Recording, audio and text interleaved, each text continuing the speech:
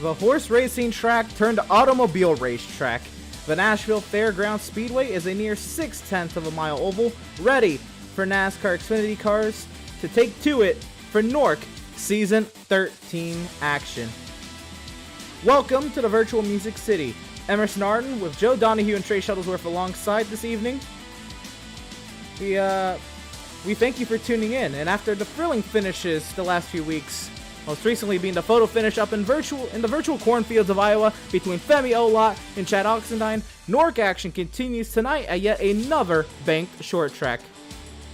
Will Chad Oxendine have the pace to be able to redeem himself tonight, or will a new winner emerge from when the smoke settles?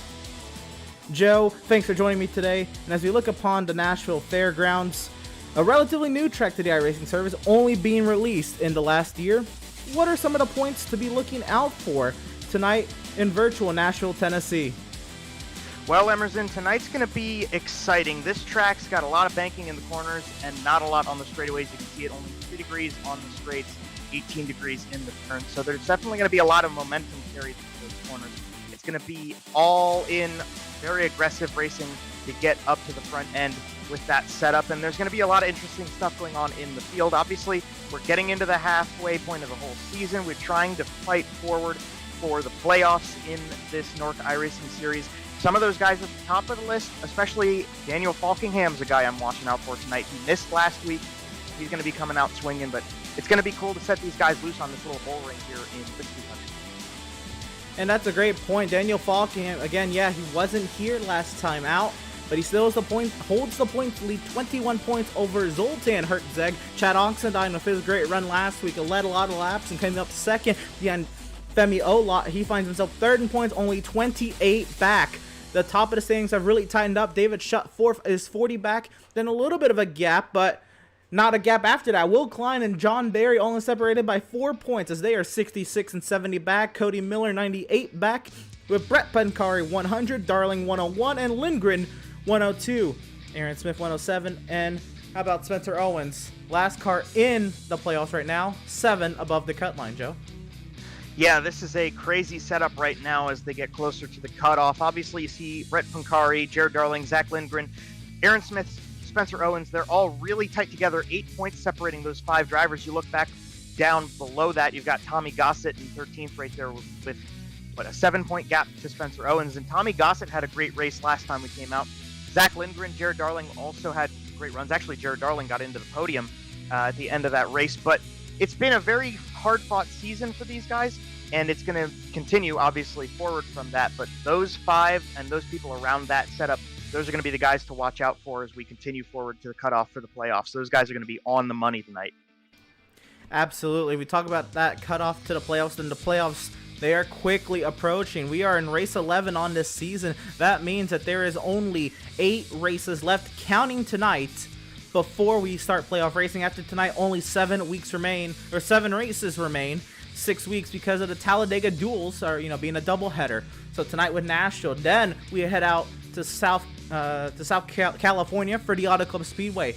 After that, the Dega duels. Anything can happen there, and that can make or break your run to the playoffs with the rest of this regular season schedule. Martinsville, Road America, Atlanta, and Legacy Daytona.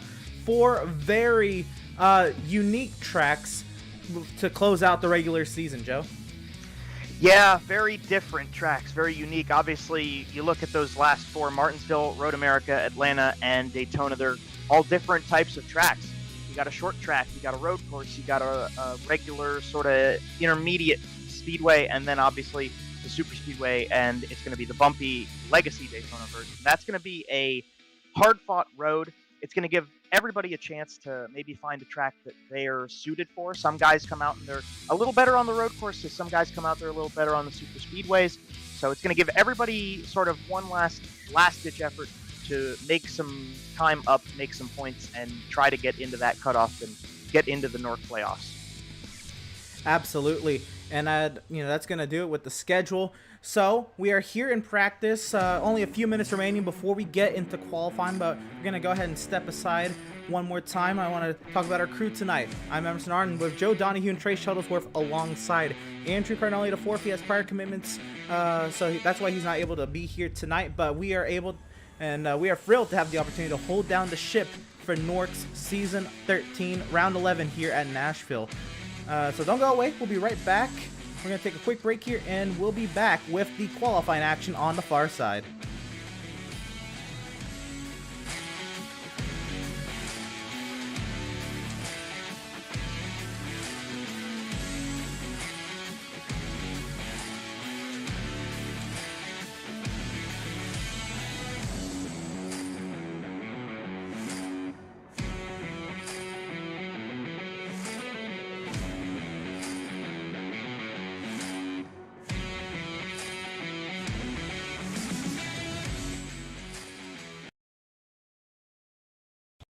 Have you found yourself trying to hide your joy because you're unhappy with your teeth? Your smile is the first feature noticed in an interview, on a date, or in family photos. We want you to be able to shine bright as your best self, and our teeth whitening system is the perfect step toward restoring your confidence.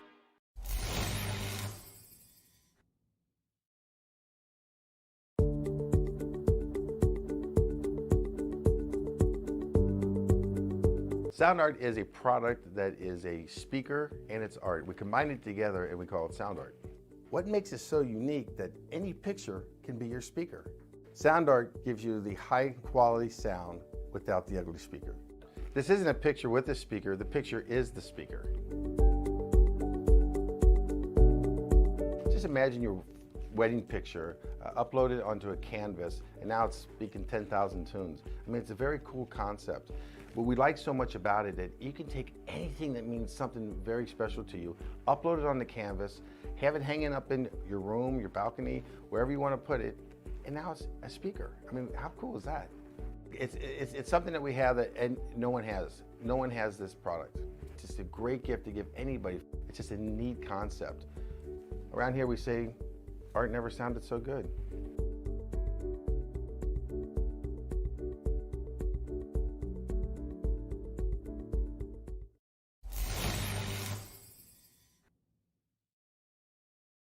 After months of quarantine, we're all interested in how we can become our best self. The team at Permanent Makeup and Cryo is here to help you get the flawless makeup look every day without the extra effort or time. When it comes to your appearance, you deserve the best care that money can buy. Sound art introduces an entirely new way to listen to music in your home. By combining the best of two products, a revolutionary high-fidelity, low-profile Bluetooth wireless speaker with beautiful artwork. Select from a library of artwork or upload your own photos to personalize your experience. Sound art ushers in an era of invisible, beautiful, and amazing sound throughout your home and redefines your entire entertainment system. The need to reclaim your floor space and rid your home of unsightly speaker boxes that need to be bolted to the wall is now a thing of the past. Our canvas is printed on high-quality permalite by Breathing Color. And select from our gallery or upload your own. Standard sizes include 16 by 20 and 18 by 24 canvas wrapped. Custom sizing is available, as well as surround sound options.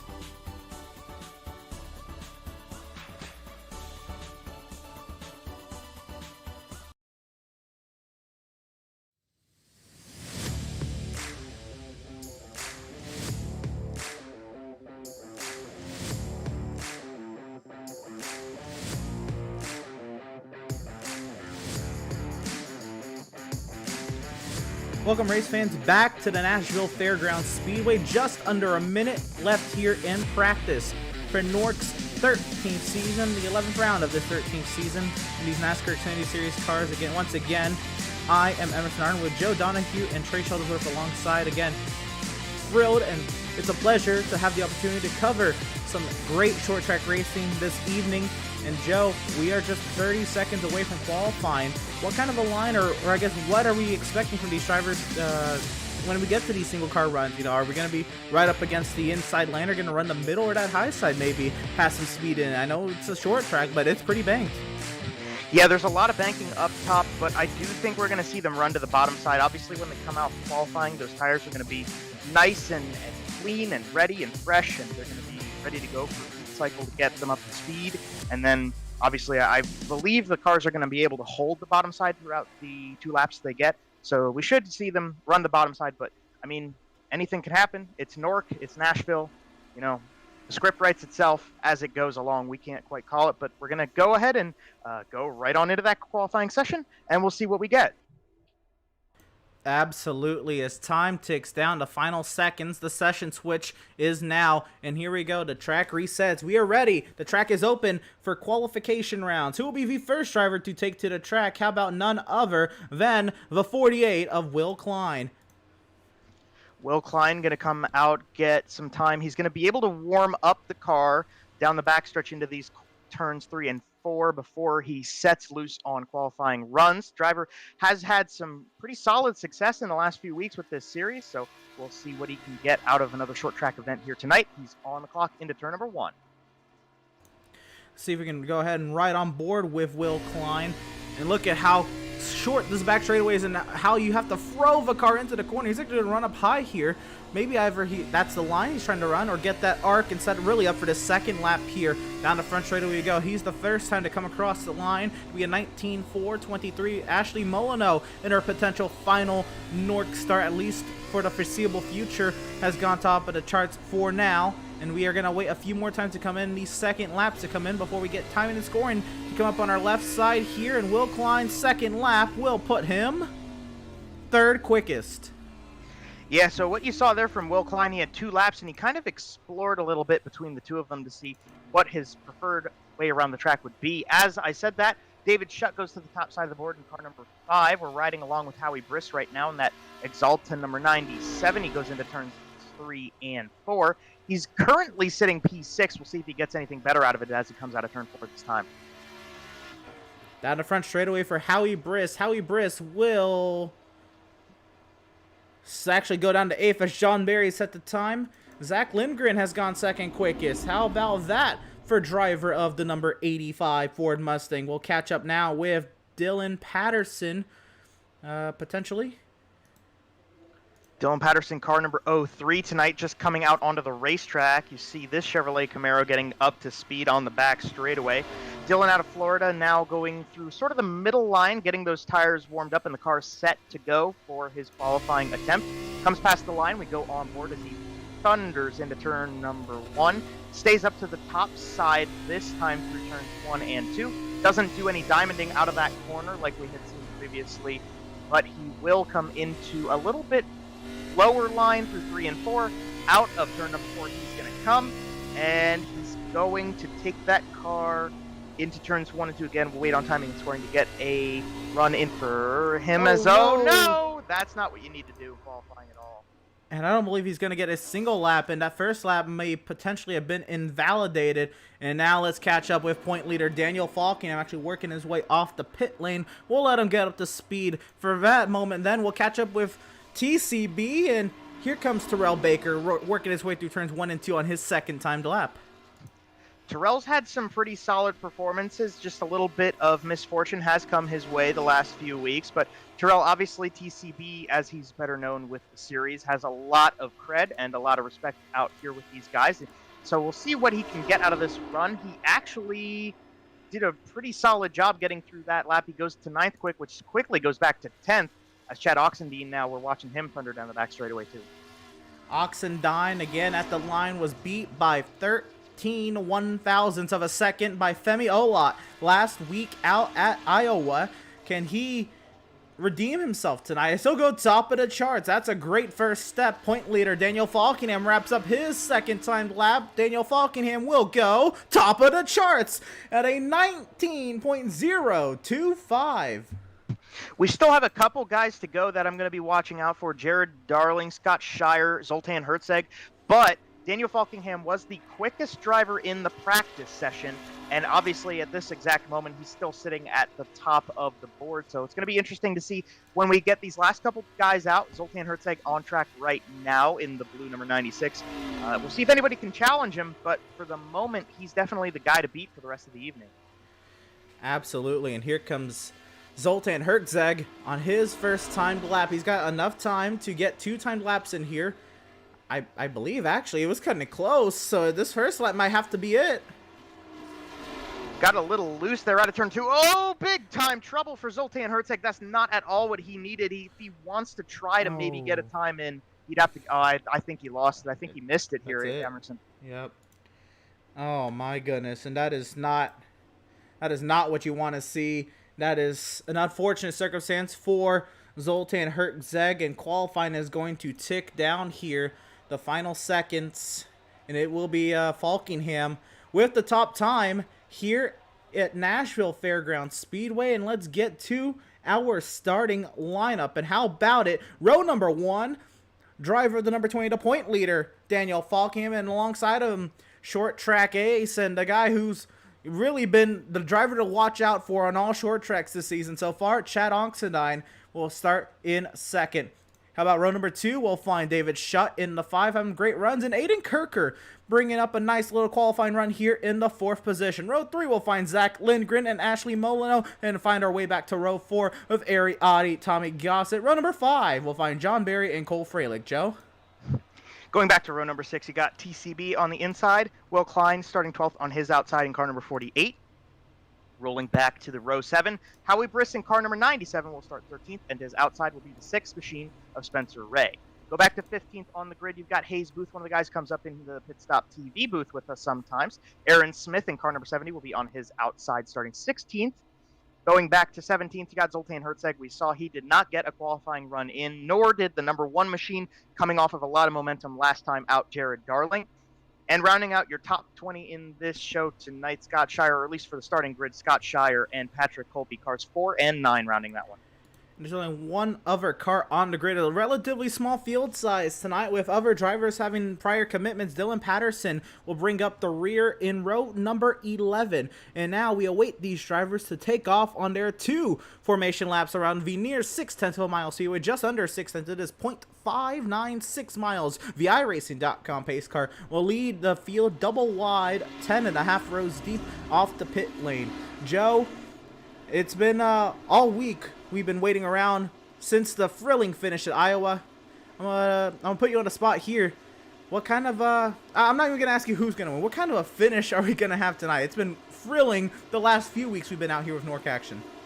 Well, yeah, obviously these NORC guys, they get around these tracks well. Every track they go to is going to be a little bit of a curveball. These guys are coming to a track that, like you mentioned before, Emerson, is a little newer on the program, but I certainly think everybody in the field is going to be pretty well versed and pretty set up tonight to race here. I'm sure there's been a lot of practice laps turned by everybody.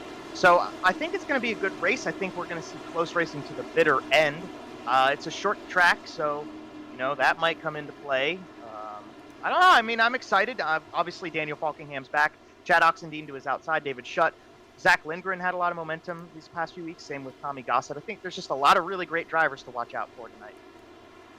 Absolutely. And we are just thrilled to be here at Nashville Fairgrounds Speedway, but we absolutely have to bring in the hype man of the series, TCB, as we come through turns 3 and 4 here at Nashville. Take it away.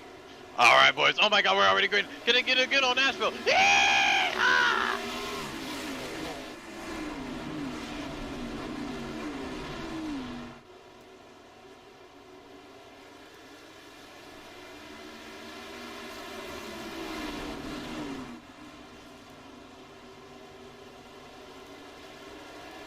Daniel Falkingham through the first lap, clears out to the lead ahead of Chad Oxendine, David Shutt, Aiden Kirker, and Ashley Molino, the top 5.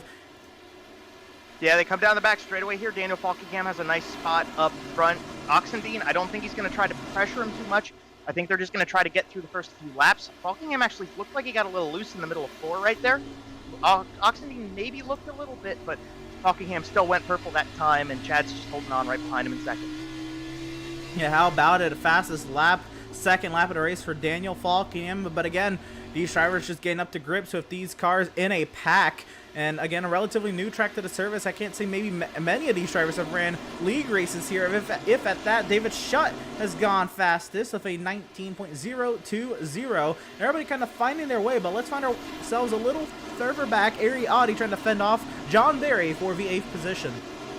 Yeah, you see a battle to get into the top 10 right here. Will Klein and Cole Freilich in behind those two. Cole Freilich now relinquishes the top 10 momentarily. At least he will certainly try to catch up and get around that 48 machine. The Madman, as we know him, is definitely not content with staying outside the top 10 for long. He'll try his way, but right now it seems like we're pretty one lane. The cars have nice tires on them early in this run, and it seems like everybody's holding that sort of middle bottom line, as Cole Freilich now going to try to make the top work, but I don't think it's going to get him much.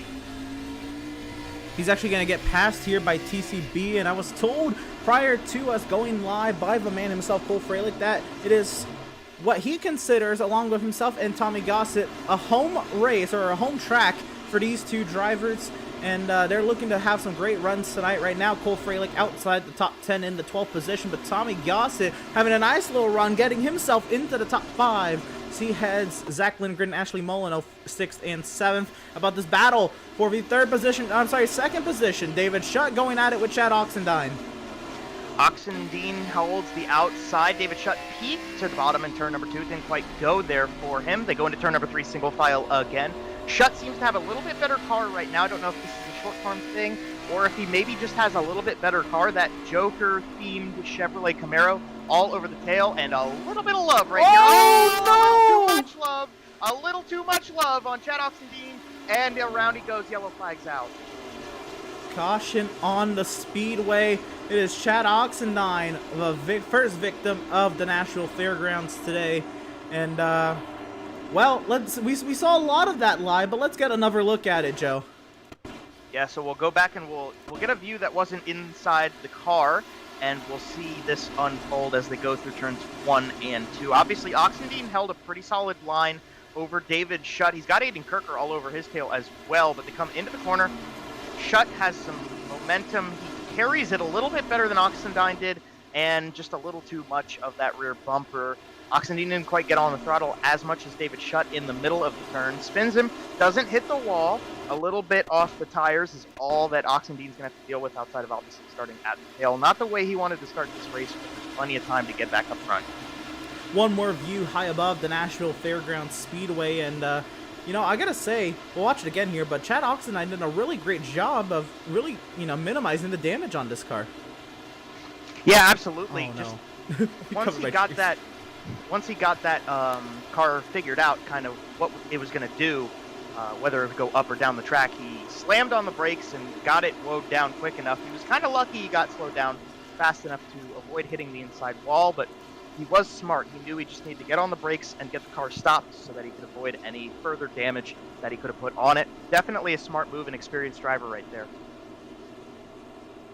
So we have already had the pit lane open for a lap or so, and only 4 drivers have decided to come into the pit lane. Those being Chad Oxendine, Hayes Booth, Scott Shire, Aaron Smith, and now Ari Audi has also taken to the pit lane. So 5 drivers into the pit lane. I want to see if we can get a word in with the driver himself. I guess the one who went around in this incident, Chad Oxendine. Chad, what happened there? Oh, hey, yeah, I think Shutt was just a little bit faster than me right there, and seemed like he just got in me a little bit in the left rear and went around, so. Fair enough. It's short track racing. There's a lot of laps to go, though. What is the game plan to move on up?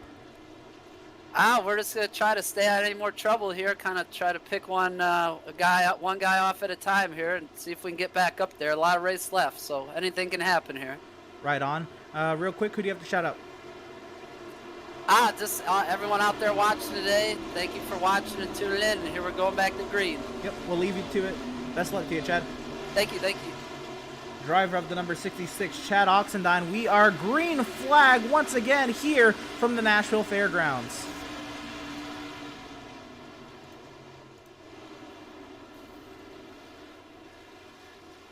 And caution on the speedway again. Yeah, I saw just a little hair of Tommy Gossett getting crazy loose into that first corner. It looked like a lot of momentum was carried by that 54 machine that he couldn't quite get a hold of. You see Jared Darling there behind him might have been involved too. We'll get a replay back on this one. Reading cautions here with the NORC guys at Nashville. Yeah, absolutely. It's not a knock against any of these guys. It is just so difficult when you have all these guys packed up at a very, very tight short track, if you will. But here we are. Tommy Gossett heading Ashley Molyneux into turn 1. Was there contact? Not entirely sure. There was contact, but my goodness. Jared Darling comes to a complete stop. Yeah, I think Jared Darling was just kind of stuck up on the top side of the racetrack and figured it was better to get the car completely stopped than to deal with some damage on the nose of that one. So good driving by Jared Darling. But Tommy, we'll check again to see if there was some contact, but it looked like he just carried it in a little bit loose on the back end. But obviously we're on board with Ashley this time, so we'll know for sure. Oh, there was a little, just a little, and that's all you need really at a track like this to get sent around. I can't, see there was any intent behind it other than, just trying to get all you can on the restart. And that's what it is. These restarts are so hectic at a short track like this. Yeah, it definitely looked like Tommy Gossett got off the throttle a lot quicker than Molyneux did, and it seemed kind of like Molyneux dove a little bit deeper into that turn than the rest of the guys around her. So, it's an unfortunate circumstance, a little bit of damage on that 54, a little bit of damage for Molyneux as well. But like we said, with the last caution, plenty of race left.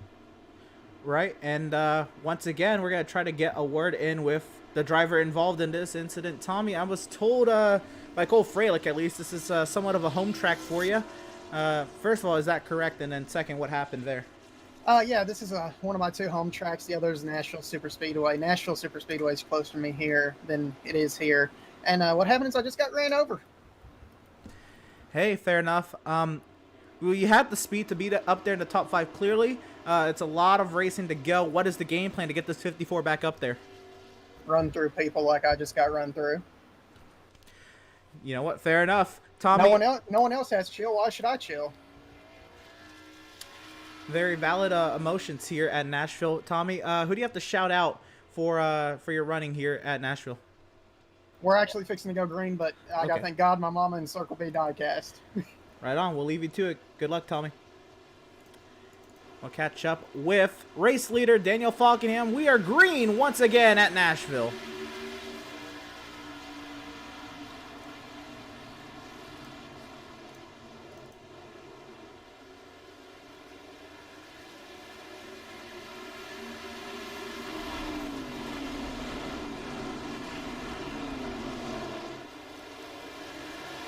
A much cleaner start from the whole field. We're watching back here. Nearly contact there between TCB and Cole Freilich, who's now getting nearly sent 3 wide. He is.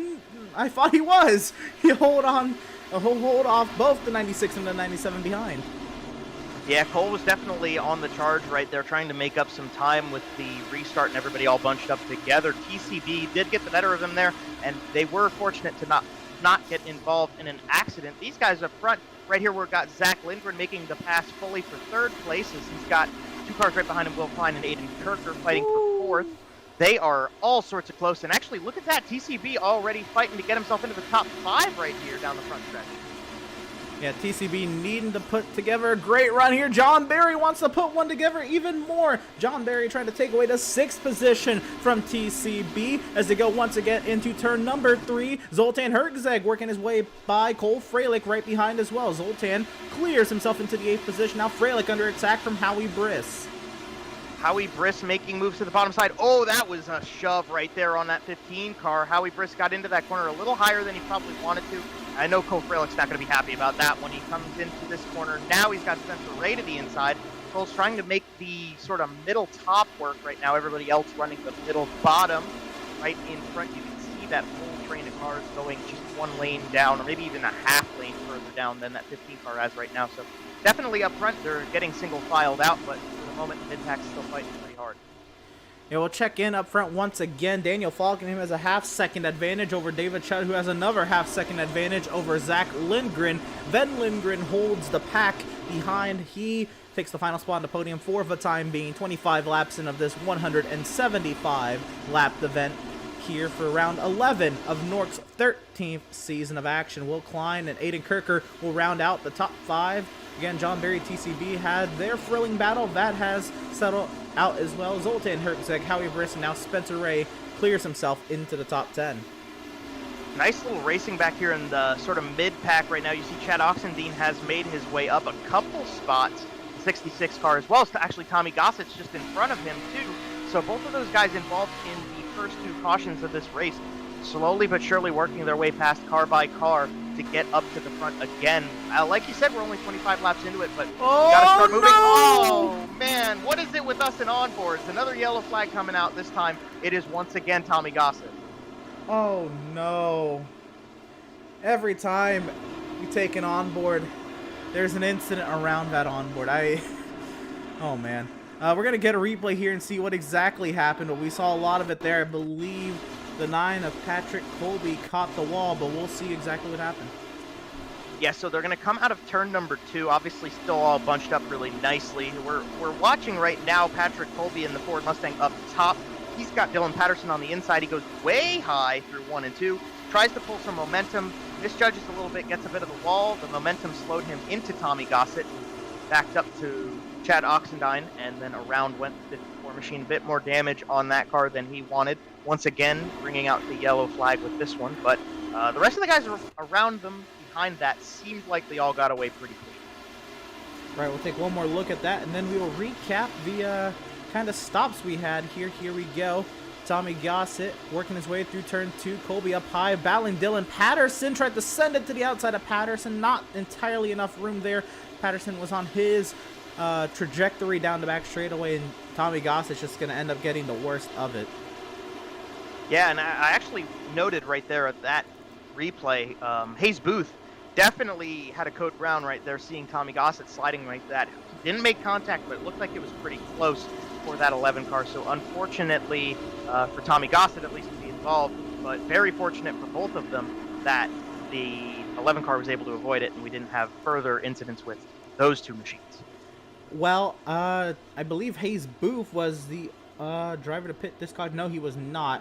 The drivers to pit this caution were the ones taking damage. I regret to inform the crowd that Ashley Molyneux is no longer in the session, at least for the time being. She has scored 13 laps down and counting.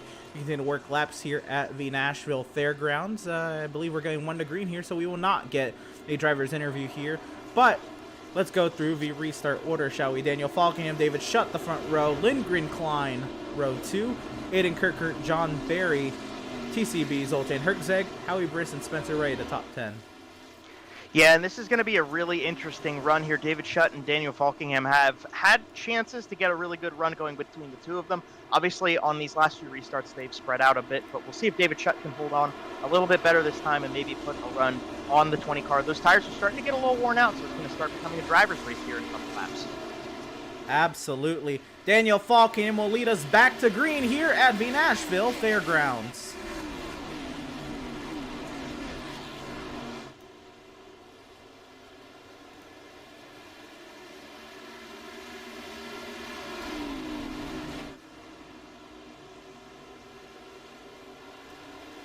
Back onto the front straightaway here. Daniel Falkingham continues to be in control of this race. David Shutt now falls behind and nearly into the clutches of Will Klein.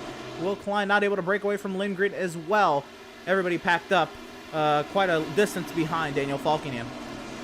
Yeah, Daniel Falkingham definitely has this car in the spot he needs it to be at the front end of the field right now. We're early into this race, so anything could happen, but for the moment, Daniel Falkingham is the guy to beat. David Shutt, Will Klein, they're sort of having a little bit of what might start becoming a battle for second place. Zach Lindgren did have to let the 48 get that spot back with that run that Will Klein put together on the restart. Lindgren not letting him go quite yet. We're on board with him now down the front straightaway. Plenty of race left, so if you just chill in fourth place, kind of conserve your tires, conserve your fuel, get a little bit further into this run for when we end up going through a pit stop cycle, whether it be for a yellow flag or green flag pit stops, might give him a little bit of a boost to get further into this race and maybe put them together again. Look who's working their way forward. Zoltan Herczeg, that's definitely a name we're not used to calling most of the time on the top half of these races, but as we get into long green flag runs, this driver, the 96, probably the king of tire conservation, Zoltan Herczeg, steadily working his way forward. Yeah, I like the way you worded that. Zoltan Herczeg is definitely one of those guys who can run a car long very well. He's obviously shown that so far this season. We've had plenty of instances of races where Zoltan Herczeg kind of runs out the green flag stint better than the rest of the guys around him, and it pays off for him. These first couple of yellow flags have not necessarily given him that boost and opportunity, but as we slowly work into further and further this run. As long as there's not another yellow flag right when everybody starts coming to the road, Zoltan is going to be one of those guys we're going to watch like pit cycles that we might be able to get tonight to see how far he can take that 96 car to the front. And right now he is trying to work on the number 25 of TCB, who's on his own project, trying to work over the 17 of Aiden Kirker. Nearly into the wall is TCB. Don't get a little too happy, man. We still have a lot of racing to go. You got to get up there in one piece, TCB, as Aiden Kirker will open up a little bit of a margin here. We'll see if Zoltan Herczeg has anything for Terrell Baker. Terrell Baker is holding a pretty nice run there. We've actually got a side-by-side battle with John Barry and Zoltan Herczeg behind him, so that's given a little bit of breathing room out the mirror of the 25 machine. He can kind of focus on Aiden Kirker a little better. What a run around the outside. Zoltan Herczeg easily clears John Barry. That time, Jared Darling, Tommy Gossett going to try to put some pressure on. We're on board with Gossett, who has made the pass on the 74 machine. He's in 8th. He's going to ride right behind Zoltan, and he's going to try to get further up. There's definitely going to be some emotion sitting in the driver's seat of the number 54 car right now, involved in 2 incidents so far, but as you can see, on a tear up to maybe 7th as he goes down the inside of Zoltan Herczeg. You know what? It's also important to mention, with all the damage repairs Tommy Gossett has taken, he's most likely taking tires, and he is on the freshest tires in the whole field. And John Barry's going round! He's going to save it! I thought that he was gone too there, Emerson. What a save by John Barry in the middle of 3 and 4. He just barely got a hold of the grips of that car. Lost a couple spots. We'll get a replay back, but absolutely stellar performance in that corner. Car under control. Yeah, we'll ride on board with John Barry here as he worked his way down the back straightaway into turn 3, and we'll see what kind of I guess car control. You see the hands a little bit on the left hand side there, but the whole wheel was well over 360 degrees to the right trying to save that thing, and he did. Yeah, there was a lot of opposite lock there from John Barry. Definitely dirt track that turned well. Might want to see him come out and try his luck on Monday nights with the BRP guys after a run like that through those corners. But, you know, John Barry's one of those really solid, consistent drivers in this series. So, oh, no, not Cole Freilich in the wall. Dylan Patterson, they bring out another yellow flag. Yeah, unfortunately this happened while we were watching John Barry's amazing save. Looks like it was a relatively small incident, just a mono incident. Patterson and Freilich get together, and a little bit of damage, but looks like they'll keep going. It was hard racing between those two. Yeah, I mean, we know Cole Freilich as the madman for a reason, and obviously Dylan Patterson's kind of been fighting this car a little bit tonight. He's kind of been running mid-pack, doing okay, but you see him here side by side with Freilich. They come into turns 1 and 2. He runs the bottom side. Freilich in the middle. Actually looked like Ariati was going to try to make something out of the top side, but just a little too much bumper to rear quarter panel, and around the two of them go into the wall, and contact was made. Yeah, it's unfortunate. With these drivers only having 4 sets of tires, I believe that also means only 3 in the pit lane. We are, I think, about that time where tires have to be considered. Yeah, that's not a lot of tires to get 175 laps in at Nashville, and you can't be wasting them on yellow flags and having to fix your car from spins and wrecks. So those guys involved in the incidents are going to definitely have to be careful and mindful of that. That's really tough. That's actually smaller than I would have expected the number to be for a race like this, and I'm glad I'm not in the driver's seat and having to deal with that. Well, let's say this. The top 2, Daniel Falkingham and David Shutt, have stayed out. 3rd and 4th, Jared Darling and Ariati, they pitted 18 laps ago, both at least 4 tires in the pit lane, or at least 14 seconds in the box. And everybody else, 5th on back, Will Klein, Aiden Kirker, and company, they have all pitted on this caution. So, a lot to watch out for. The top 4 on old tires, the top 2 on really old tires, and it's going to be a lot of fun, Joe.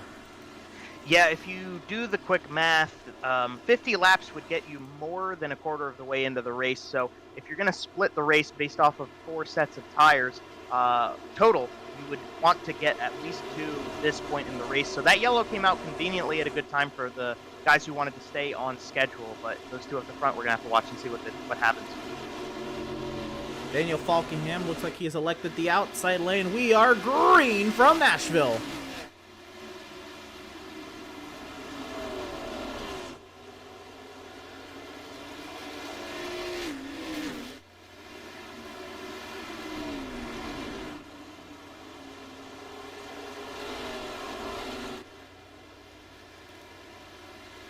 Look at Will Klein come to life in the middle of the pack, trying to work his way through Jared Darling and David Shutt.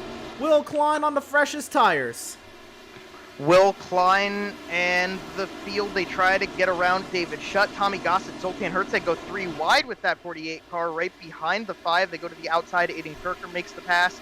Now Will Klein and Zoltan Herzeg will go around the outside of David Shutt. They're all going to try to catch back up to Daniel Falkingham, put a big gap in between himself and the rest of the field, but those fresh tires are going to help those guys get up there.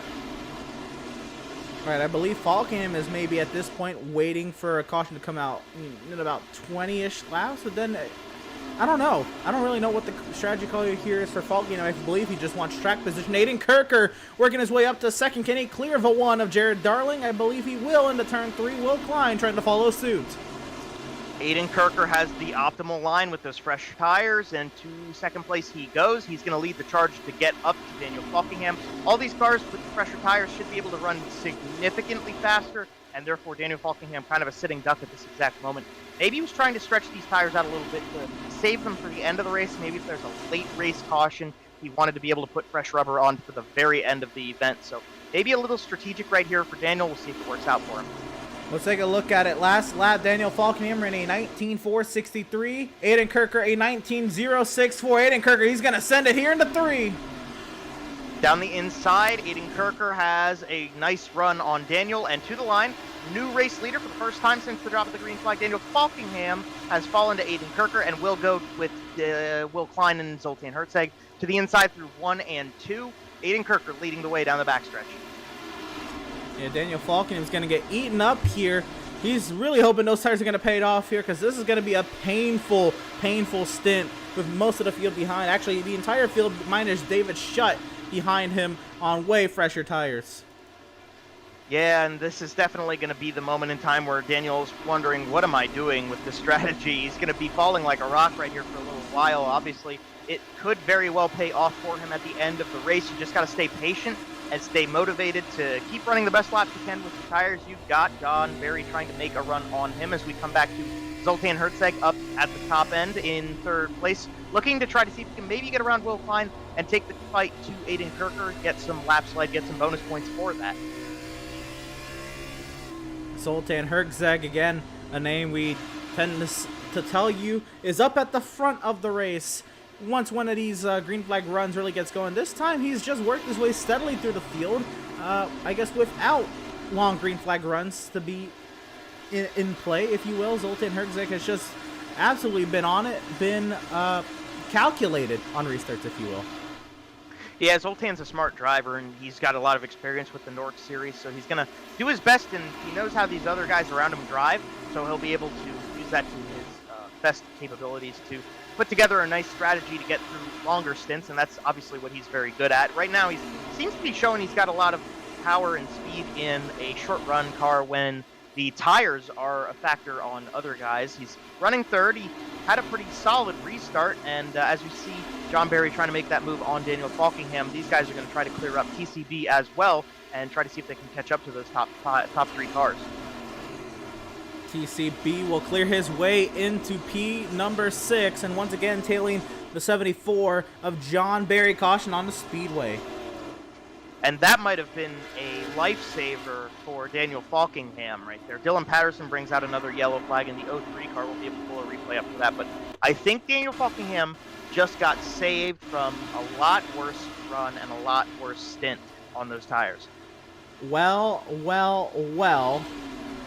I'm going to go on board with somebody. You're not going to guess who it is at all. Driver of the number 15, Cole Freilich, may be the one at fault here. Let's ride on board. Yeah, I mean, we saw what happened before. We saw what happened again. I'm not going to put words to that one, but, short tracks, frustration, they go hand in hand. Absolutely. Especially, it's been a rough few weeks for Cole Freilich in this NORC iRacing series, and he's just, I think this is his time, where he's just demanding a little bit of respect back. And this time, Dylan Patterson was the one in the line of fire, and what it was, just a simple little contact there off of turn 4. Patterson will find his way nosed into a concrete barrier on the inside of the track. Yeah, I remember talking with Cole before Iowa about just, the struggles and trials and tribulations of the NORC series for him this season. It's been rough, and he's tried his best with that Racing Nation TV Rain Race podcast number 15, but unfortunately, things didn't quite go his way tonight into the beginning. He got caught up in the first incident, and now, again, a little bit of a rough go, but there's still time in this race. Himself and Dylan Patterson should be able to put something together and get something interesting out of it. Dylan's actually just right behind him now, so we'll see if this continues throughout the night. Well, no, I got him out of my way, so we're good. We will see if this continues with driver of the number 15, Cole Freilich. And Cole, what was that? Kid's an idiot. He kept trying to pass me earlier. He kept coming off the bottom, dooring me, so then he finally turned me, so he decided to stop out of turn 4. Had a car linked to Hayes, so I just I didn't lift. Right, that's about what we suspected here. Now he's right behind you. Are you expecting anything else to transpire from what's going on here, or do you think you're going to be able to move forward from this? Nah, he's got to catch me first. You'd love to see it. All right, Cole, you're in the middle of the pack here. What's the game plan to move on forward? No real game plan. Just kind of go for it. We kind of sucked tonight, but I mean, it is what it is.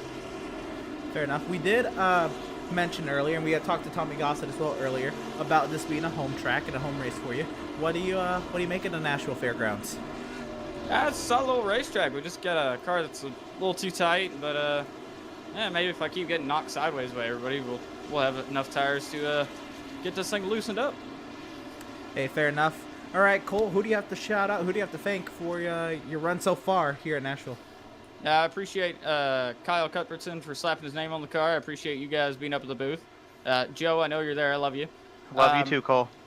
Thanks, Joe. But yeah, we're getting ready to restart here, so I guess I got to do my thing. Yes, sir. We'll leave you to it. Best luck to you, Cole. Appreciate it.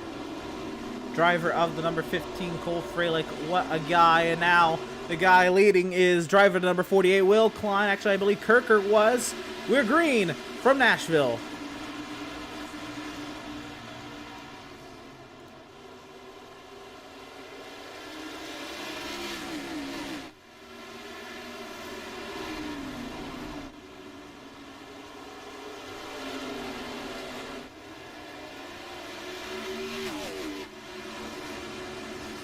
One lap removed from the restart. Now we are working lap 68 of 175, nearly 100 laps remaining, and the lights are on here at Nashville Fairgrounds. We're going to go a little bit of nighttime racing here in the next few minutes. How about TCB into fourth? Is he looking for a spot on the podium? And P3 from Zoltan Herzeg. Yeah, I'll tell you. Oh, He's no! going to get the bumper. Bumper to the 96. Yellow flag's coming back out. Tommy Gossett got a little bit of that one. There's a whole slew of cars in turn number 2. That definitely transpired poorly there for Tommy Gossett. John Barry, Ariati involved there. A couple more guys got caught up in that one. That was a tough way to bring it out of turn 2 right there. Terrell had a great run going with that 25 car. Not the way you want to use that at all. Oh my goodness. What is it with us and the timing of transitioning to action? We'll catch up here with TCB and Zoltan Herzeg once again into turn number 2. TCB was just trying to roll to center a little bit better. Herzeg goes around and nowhere for John or Tommy or Spencer Ray or really anyone else to go. And oh my goodness, that was sketchy from Tommy Gossett, but there was no contact after he backed up back into the track. Yeah, kind of lucky right there that Tommy Gossett didn't get pile drived by somebody coming through turn 2, but looked like Oxendine got that car rode down nicely on the bottom side. Daniel Falkingham was able to avoid contact. I think Zach Lindgren got a little bit of it here. We'll get you another views. So there's Lindgren getting some Spencer Ray. Falkingham barely not, but actually Ariati and Chad Oxendine rode down nicely to avoid contact in this incident. The rest of the guys coming through, Scott Shire, you saw him go around the outside of the accident. So while there were a lot of guys involved, there were also a lot of guys who got kind of lucky and got their cars under control that they avoided that one. Yeah, fair enough. Well, we were talking about Daniel Falkingham earlier and what kind of a strategy he was going on. Let's see if we can bring him on in and ask him what that strategy was, Daniel. Tell us about it.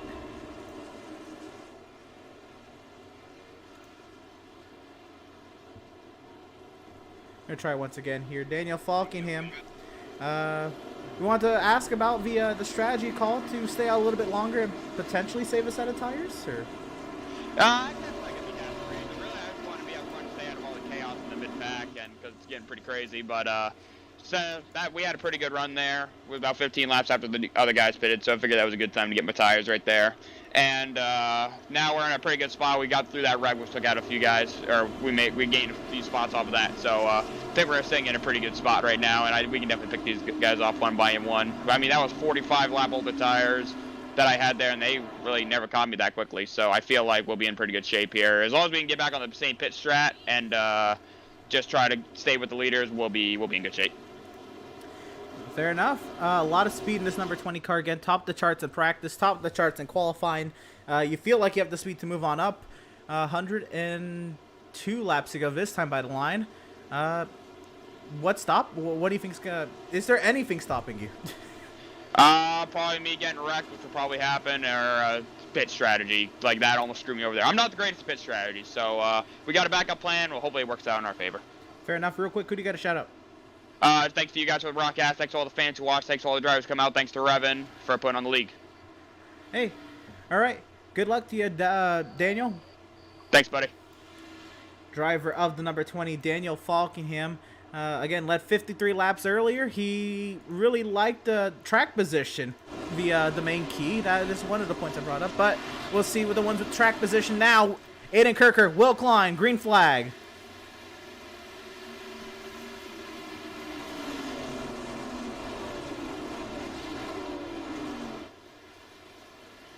Oh, there went Patrick no. Colby out of turn number 2. Yellow's going to come back out. Freilich just barely missed that one.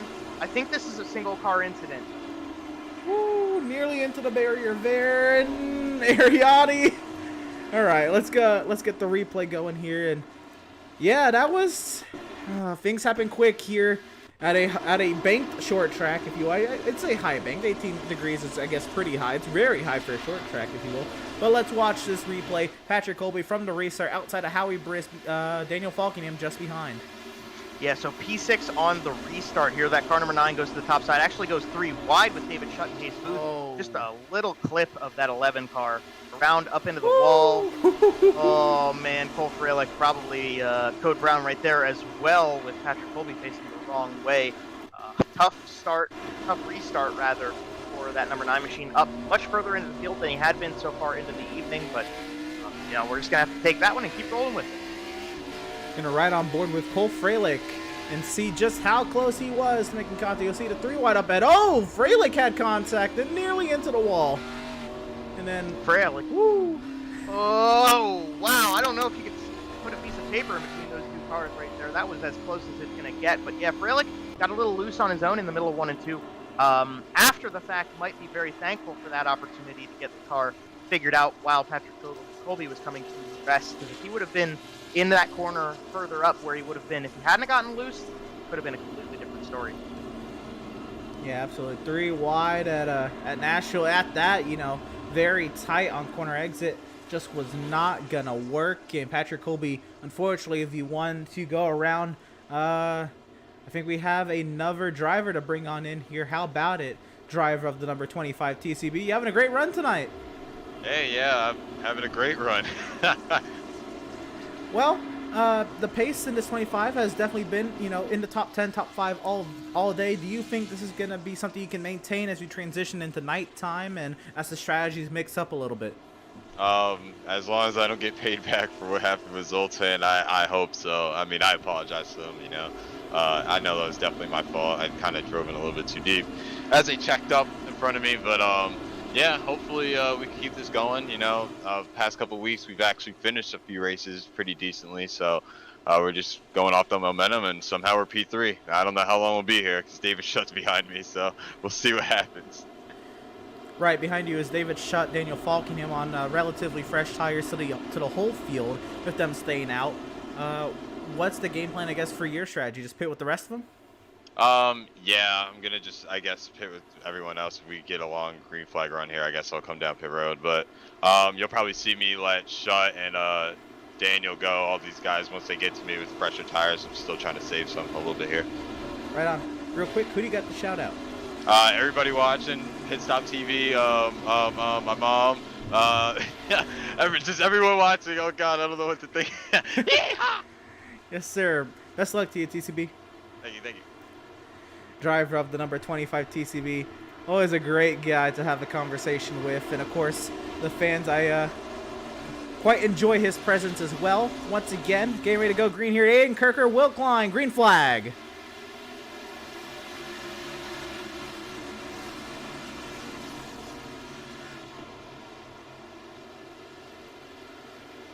Will Klein got the wall there up in turn 2. TCB's going for second. TCB, he literally just said he's got older tires and he's going to let these guys through as they need be wholly loose out of turn number 4. TCB going to get passed back around the outside by Will Klein this time, or at least a little bit of a look from the 48 machine. Will he get him down the back straightaway? He should be able to hold the momentum. What a battle into turn 3 once again. TCB down low, Will Klein up high. Will Klein with the momentum around the outside, but TCB with probably the preferred line on that inside. Yeah, but he's not making the best of it right now. You can see how loose that car is, that he's just trying to keep it pinned to the bottom side while he's getting passed on the outside. Falkingham going to take advantage of a little bit more asphalt to the bottom side of turn number 3, gets around on the inside after Klein and Shutt had to do the hard work. Woo! On the outside, Jared Darling went sideways out of turn number 4. What a catch from Jared Darling. Now David Shutt, Daniel Falkingham sizing up the 48 of Will Klein. Also to note there, TCB was just hoping he wouldn't get paid back with his contact with Zoltan Herczag. Herczag is a car, maybe 2 cars behind TCB. Something to watch out for as David Shutt continues to size up the 48. Look at that diamond trying to get to the inside. Shutt's bullying the number 48 a little bit right now as the yellow flag's going to come out. It's going to give Will Klein a break from that 5 car, and this is going to be Hayes Booth getting this yellow flag back out on the track. Man, oh man. It is every week for this kid, isn't it? Oh my goodness. I really feel for Hayes. This is a rough season. Let's see what happened here into turn 1. Ariotti just slides up off the bottom on the entry a little bit, and that's all she wrote for that incident, man. Yeah, luckily it was all that she wrote, because Aaron Smith came into that corner pretty high, and Hayes Booth stopped the car, obviously got on the brakes and just let it sit so everybody could get around him. Best thing to do in that situation for him, but Aaron obviously came into that corner a little bit high and just barely, and I mean barely, avoided Hayes Booth. So you're going to see another replay here from the blimp. You got Hayes Booth on the outside. Ariotti just brought too much momentum into the wall, and then gets close. Man, I still can't express it enough how bad I feel for Hayes Booth. I cover this series, every week in some capacity, whether it's social media or commentary, and now I'm on production, and just every week I unfortunately watch Hayes Booth just have not the best of times. And hopefully he's able to continue on in this race, because he was doing relatively well. He kept the car very clean up until that point where halfway through this race, but another half of the race to go. We'll see if Hayes Booth can keep it going here. David Shutt, the race leader over Chad Oxendine. Yeah, and this is going to be pretty interesting now that these guys have kind of cycled out. Some opportunity for them and some pit stops have let these guys get back up to the front. And I was watching Chad Oxendine, and I was going to mention it before that yellow flag, that he was just slowly but surely ticking off spot by spot to get back up to the front. And here, obviously, under this yellow, he's going to be able to reclaim a front row starting spot on the restart alongside David Shutt. Zoltan Herczag right behind, as well as Tommy Gossett. So a little bit of a changing of the guard at the front end of the field, but it should make for an exciting restart. Absolutely. Doubled up now with 1 lap to the restart, and nighttime is nearly falling completely over the speedway. The lights are on bright. The sun has not completely set yet, but it is pretty dark out. Needing lights for a racetrack full of race cars without headlights. Here we go, getting ready to restart this race. To start lap number 90, it is David Shutt, Chad Oxendine, the front row. VIRacing.com pace car will find its way into the tight pit entry, and we are green once again from Nashville.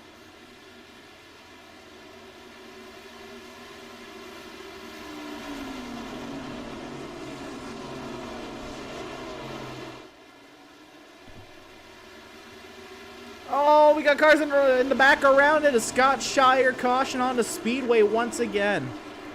Scott Shire, the only one that was still turned backwards, but obviously a couple cars would have been involved in this one. We'll get the replay back up again. Cautions breeding cautions, continuing us through sort of this mid-stage of the race, unfortunately. But we'll get a replay up and see what happens to the number 4 machine. We go all the way back here to the restart with Scott Shire. He's got Dylan Patterson to his inside. Now Aiden Kirker. That inside lane getting a great run. Will Klein right behind. Falkingham to the inside. In the turn number 2. And it's Will Klein getting back in there to 4. And what a miss for Howie Briss. I loved what you did right there, Emerson. That was beautiful. But yeah, absolutely. Howie Briss did a great job of keeping control of that car and not getting into Shire. Another really important part of what Howie Briss just did right there is something you don't really think about a lot, but you have to be really mindful to not lock up the tires when you're in a situation like that. When you lock up the tires, you can't turn them, and you just kind of go where the car brings you. So in this situation, Howie Briss sees this in front of him, woes down, keeps the wheels turning, and turns it around the outside of the 4 car. No damage, no trouble. Maybe a little bit of a heart-stopping moment for Howie, but he gets to continue on. He'll definitely have to catch his breath after that one, but the car is in one piece. We continue to circulate around the Nashville Fairgrounds, and let's see if we can talk to yet another driver. Let's bring him on up. How about the driver of the number 1, who had a wild save a few laps ago? Jared, in the top 5. How you doing? Hey, how's it going? It's going great. Tell us about that catch you had on the front straightaway. Yeah, that was pretty wild there. Glad I was able to save that, obviously. Just was kind of being held up there on old tires and was just trying to do the best I could to get by the, older tires there. It's, right now with all these cautions, it's just when do you pit, when do you get the tires and everything to, try to have the best advantage. And that's what we're just trying to do here. And kind of hope we get a little bit of a run here, but we'll see what we can do here. I guess, is that the best situation for V1 car to move forward potentially? Is it a long green flag run? Yeah, I feel like so then I can put some tires on. Like I said, everybody's got different strategies going on right now, so it's kind of all over the place. But I would like a long run here. Right, you are getting ready to go green. I would ask you who you got to shout out. I'll try to ask you later. All right, hopefully talk to you later. Yep, right. Jared Darling, driver of the number 1. Maybe I could have got a quick shout out there, but we are, well, no, because we're green from Nashville.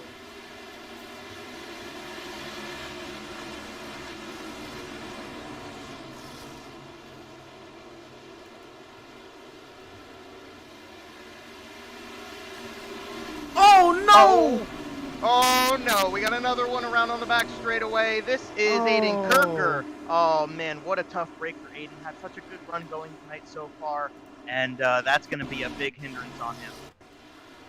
My goodness. And like you said, Joe, and like it's almost always said at these short tracks, cautions breed cautions. And here we are, Aiden Kirker up on the outside. Was it contact with Falkingham? We're going to get a little bit of a late, image there. We'll have to take another view of what happened there. But potential contact, or did he just maybe get loose? It looked like there might have been some slight contact there. Falkingham was on the inside. We'll pull up this replay and we'll see what we get here. Limp Cam going to be the savior of this replay. So they go 3 wide into the corner. Actually, a huge run by TCB just behind him. And then just the slightest of little taps from Daniel Falkingham turned Aiden Kirker around there. I mean, Aiden did a good job trying to recover that car, but obviously these guys don't have very large tires, and the cars are kind of heavy, so it's a tough thing to do, and obviously Aiden Kirker didn't quite get it there this time. And there's not a whole lot of room to save it there either. He did about as well of a job as he could, and man, it's just like that. Falkingham clearly, I think at that point, had no intent to make contact with Kirker, and it's just the slightest contact, maybe even a bit of net code. I think there was clear contact there though. Just wow, how quickly and how precise you have to be at a track like Nashville. Yeah, as the great Andrew Cardinale would say, how the turntables for Aiden Kirker tonight. He was running very well.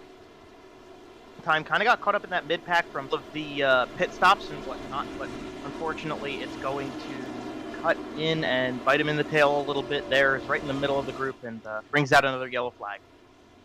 All right, we'll see here. I believe with Shutt going up high, that means we're getting a 1 to green here, so we will not get a driver's interview here. Nope, we will not. It is Shutt up high, the race leader over Zoltan Hertzeg, Tommy Gossett, Chad Oxendine, John Derry, Jared Darling, Ariadne, Zach Lindgren, Dylan Patterson worked his way back into the top 10, and Spencer Ray will round out the first 5 rows of this restart. Yeah, and this is going to be really interesting to watch Zoltan Hertzeg's run on the bottom side. Chad Oxendine in behind him as well. I'll be watching the red carpet. I think Zoltan's going to be the one to make a lot of momentum and make some interesting work out of this restart. Well, there is the iRacing.com pace car in the safety of pit lane green once again from Nashville Fairgrounds.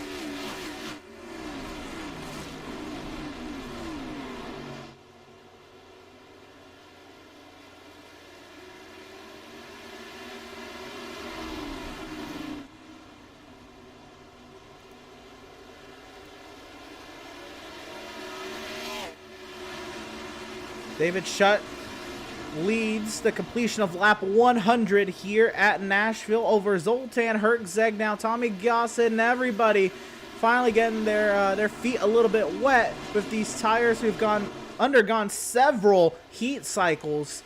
And everybody, oh my goodness, a lot of sparks back there, a lot of net code going on. But Zoltan Hertzeg wanting a run at the race lead.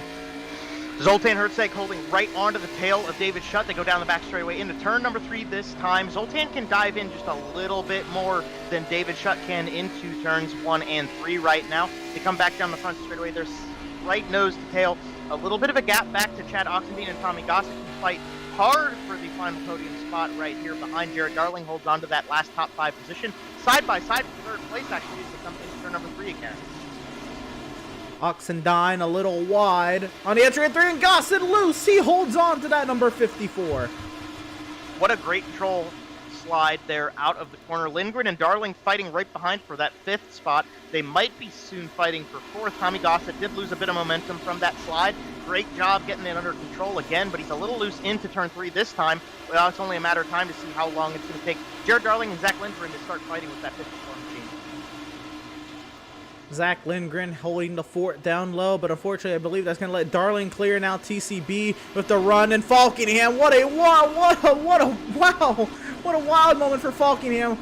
That car was way sideways, and he'll keep it straight.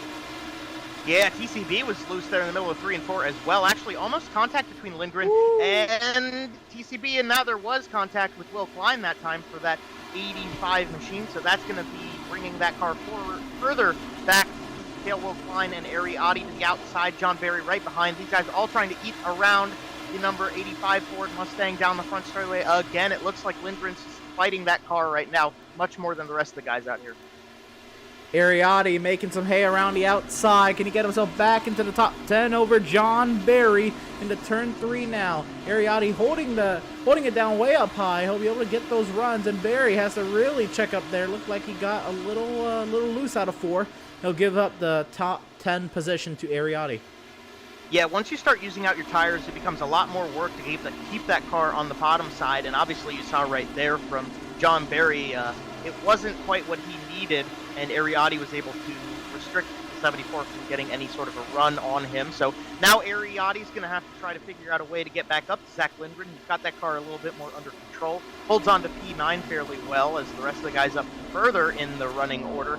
Saw them having a nice battle. We're on board with TCB right behind Jared Darling. As they come down the front straightaway again, there's barely any room between any of these guys right now. Let's just look at the kind of throttle modulation you got to do in a dense pack like so. And I say dense, it's not that big, but they are right on top of each other. Tommy Gossett has Jared Darling right up his backside, and TCB right there as well, and oh my goodness, contact, and that's gonna get the spot for TCB, the bump and run. I am assured that TCB didn't quite want to move Jared Darling with so much time left in this race like he just did, but obviously it happened, and Jared Darling's going to have to try to get that car back recouped into line. Daniel Falkingham's going to benefit from it. He's going to take a spot here and go into 6th spot. Jared Darling's now going to have to try to fight Will Klein and try to see if he can stay in 6th, or rather 7th, as Tommy Gossett and TCB, they gapped Darling a bit, but they have Daniel Falkingham now on their tail. I don't necessarily think TCB wanted to do that to Jared, but I believe TCB did what he felt Jared should have done to Tommy to get this group going. And now Daniel Falkingham giving a little bit of bump to TCB out of 2 and into 3, trying to go for P5. To the inside, Daniel Falkingham gonna get held down. The momentum will hold the 25 car in front of him.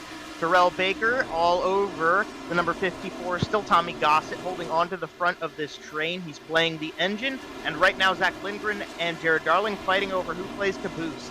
They come through 3 and 4 again. TCB a little bit too high. Daniel Falkingham takes a peek, not going to get there this time. Real quick, they are side by side, Darling and Lindgren, and things are really tight up front. They have since dissipated. Schutt still holds off Hertzeg up front, and here comes Falkingham on TCB.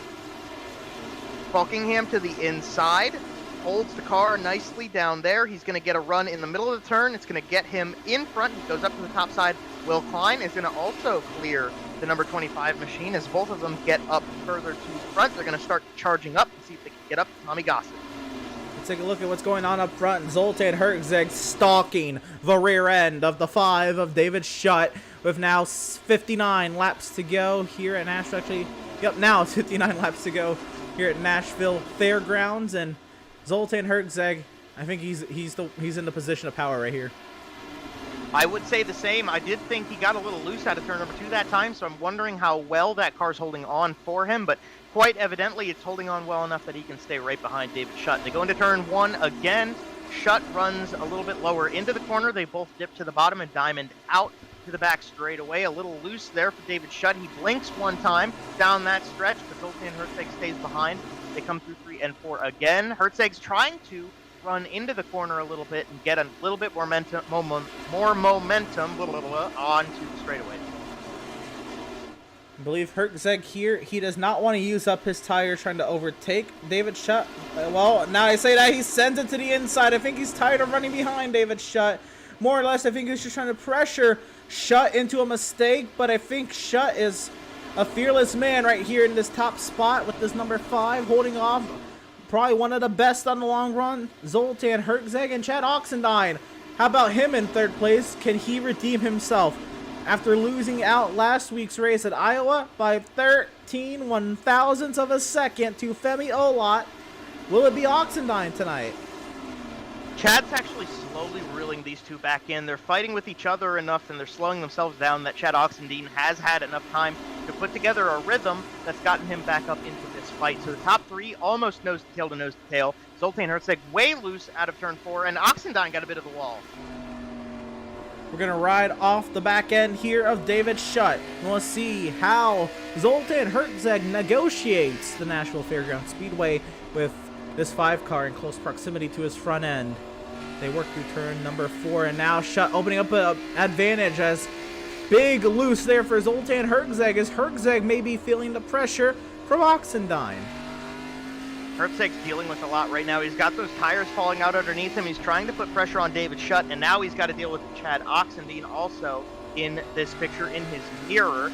Right now, that 96 car, not exactly, I would say, handling the best of its abilities, but Zoltan is definitely making the best of it. He's got a lot of control over that machine right now, and while he maybe can't quite pull that pass on David Schutt, he can certainly hold on to second very well right now. Oxendine seems to be about as far off his tail as Zoltan is from the race leader, so these guys kind of spaced out a little bit, and as Falkingham and Will Klein start chasing into it as well, they seem to be fairly spaced out, kind of running through a few laps here.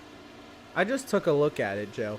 Who do you think has the oldest tires in laps right now? Is it Zoltan Hertzeg? It is David Schutt.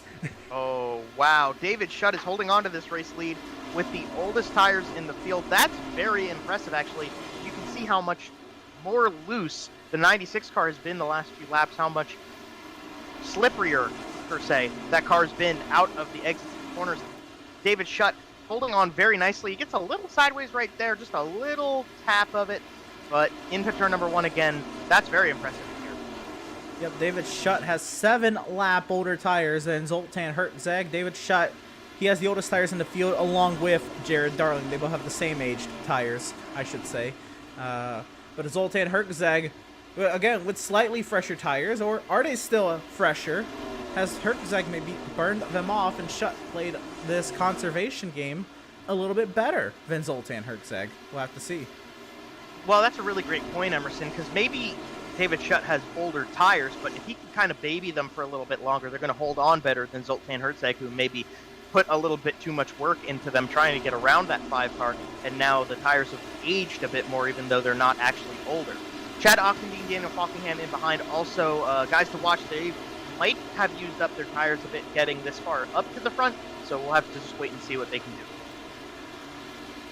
We'll go even one step higher. We'll get covered by grandstands there, but high above the Nashville Fairgrounds, the top 6 in frame TCB holding the fort down in 6th. The battle for 3rd has started to get spicy. Oxendine under heavy attack from Falkingham and Will Klein. Continue to work in multiple circuits here at Nashville Fairgrounds. 45 laps to go, and I still don't necessarily know who's going to be in the top spot when this race is all said and done.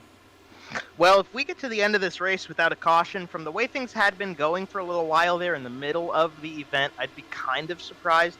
We're running about 20-second lap times, just right on the cusp between 19.9s and 20-second lap times. So time is ticking for these guys, and they're definitely going to want to come in again at some point. Zoltan Hertzeg showing very well right there as he was loose into the corner and about loose out of it there too, that they won't be able to baby these tires all the way to the finish, but hoping for maybe a yellow that they can kind of reset and get things underway again.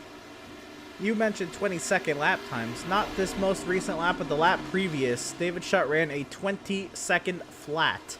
Is now 20.013, and this time by the line it'll be a 20.016. So Schutt's time's slightly falling, but Hertzeg only running 5 1,000ths faster. Well, yeah, and hey, you know, the lap times are one thing, but track position is king here, especially in a race system, and so David Schutt right now is holding on to that, and while Zoltan Hertzeg is behind him, proving that the 96 is maybe a tad bit faster, he's got to figure out a way to get around him, and you're going to need a lot more momentum than 6 1,000ths of a second if you want to be able to make that pass. So we're just going to have to kind of wait and see what happens there, but in the meantime, we got a nice little battle going on at the tail end of the top 10. Right, I just want to shop around. I think we're in the same position as we were last week, and Darling loose once again, and once again, the drivers we focus on tend to get into some action when we start to focus on them.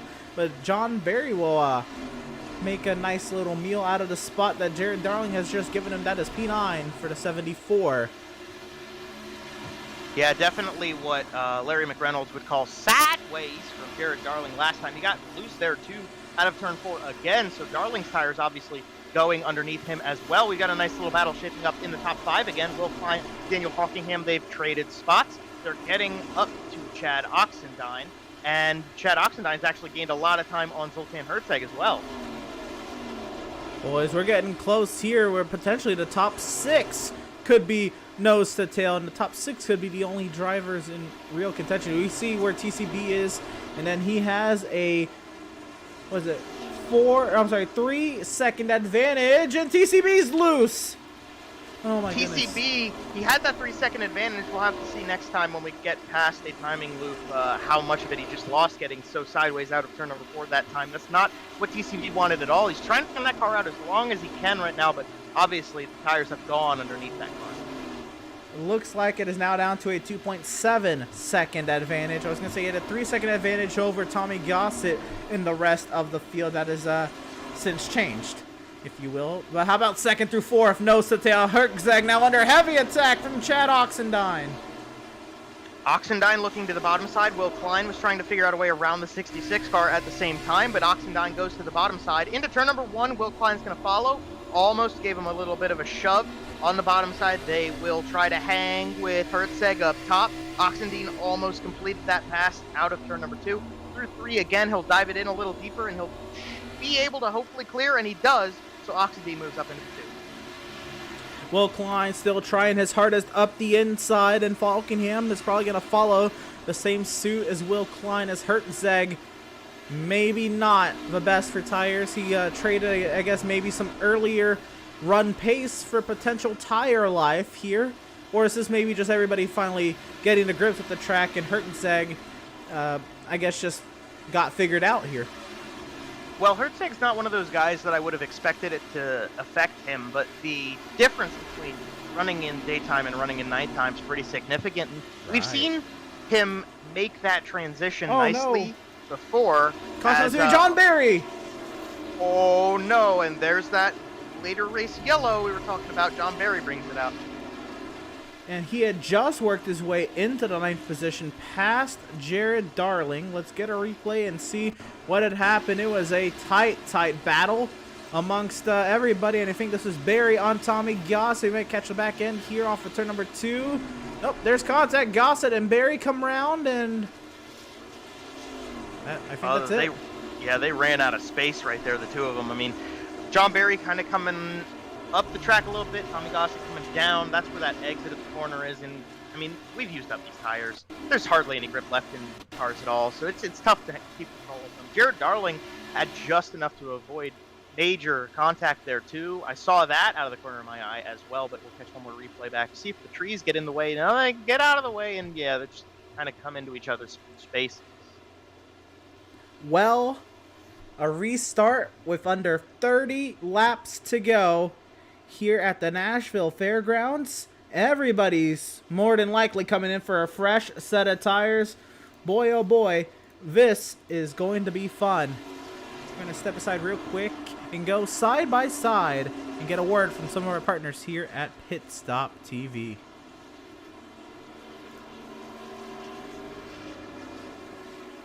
Have you found yourself trying to hide your joy because you're unhappy with your teeth? Your smile is the first feature noticed in an interview, on a date, or in family photos. We want you to be able to shine bright as your best self, and our teeth whitening system is the perfect step toward restoring your confidence.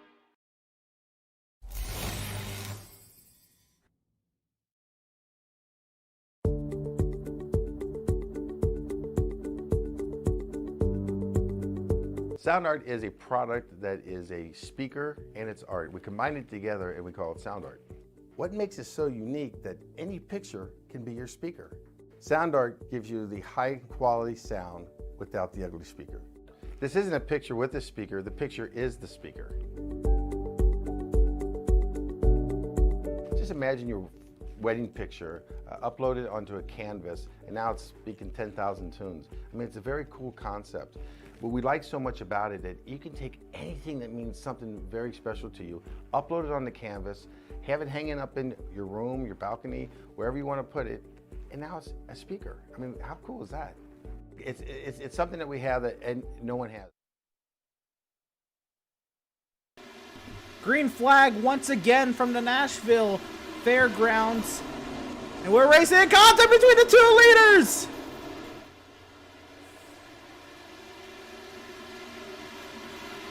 Made big contact there in the middle of the corner, and look who got the lead back. Daniel Falkenham leads the way. And Will Klein's gonna go around! Oh, the rest of them, Howie Briss got a little bit of that one too. Aaron Smith. No! Scott Shire. Oh, what a way. Oh. Well, we were coming in a little late from the side-by-side there. We're gonna go back and watch this whole restart and see it all unfold. Unfortunately, Will Klein from the second position, I should say, Chad Oxendine was the leader, is going to be the one getting the worst of it. Into turn 1, Klein sends it down into 1, a little loose, Oxendine into the wall, Klein into the wall, Falkenham to the lead there, nearly 4 wide down the back straightaway, Klein back into the wall. Now Oxendine, was this a little bit of payback from Oxendine? And sure enough, I think this is Oxendine just sending Klein up the track, and Klein actually spun later. A little bit of contact between Barry and Briss, and unfortunately, Scott Shire got contact, I'd say unnecessarily. He was just at the back, and man. Oh man, I feel so bad for Scott Shire right there. That he absolutely had nothing he could do right there. But yeah, I would agree that that was a little bit of a payback from Oxendine. They came into turn 3 and 4, and it was something. So Will Klein off this restart. Obviously, Chad Oxendine has the horses in the back right here off the restart. Will Klein tries to dive in. Too much momentum, gets a little loose, sends the 66 into the wall. They get passed by 4, 5 maybe cars by the time they even get out of the set of corners. And then into 3, little bit of love tap, and the 48 goes up the track. He gets around. Howie Brisk couldn't really do much. John Barry got tapped. Cole Freilich got some of that too. Aaron Smith backs it down. Scott Shire, unfortunately, caught up in nothing right there. What a hit there, and Will Klein will add to the retirement of this race. There is now 3 himself, Aiden Kirker, Ashley Molyneux, the 3 retirees from tonight's race. And I think we are on the far side of this caution period as it is. Maybe the lights are still on the pace car. No, the lights are off. We are getting ready to go back green here at Nashville Fairgrounds Speedway. And now with under 25 to go, we're coming around to 23 to go left in this race. Action, business is picking up. David Schutt, Daniel Falkenham, green flag.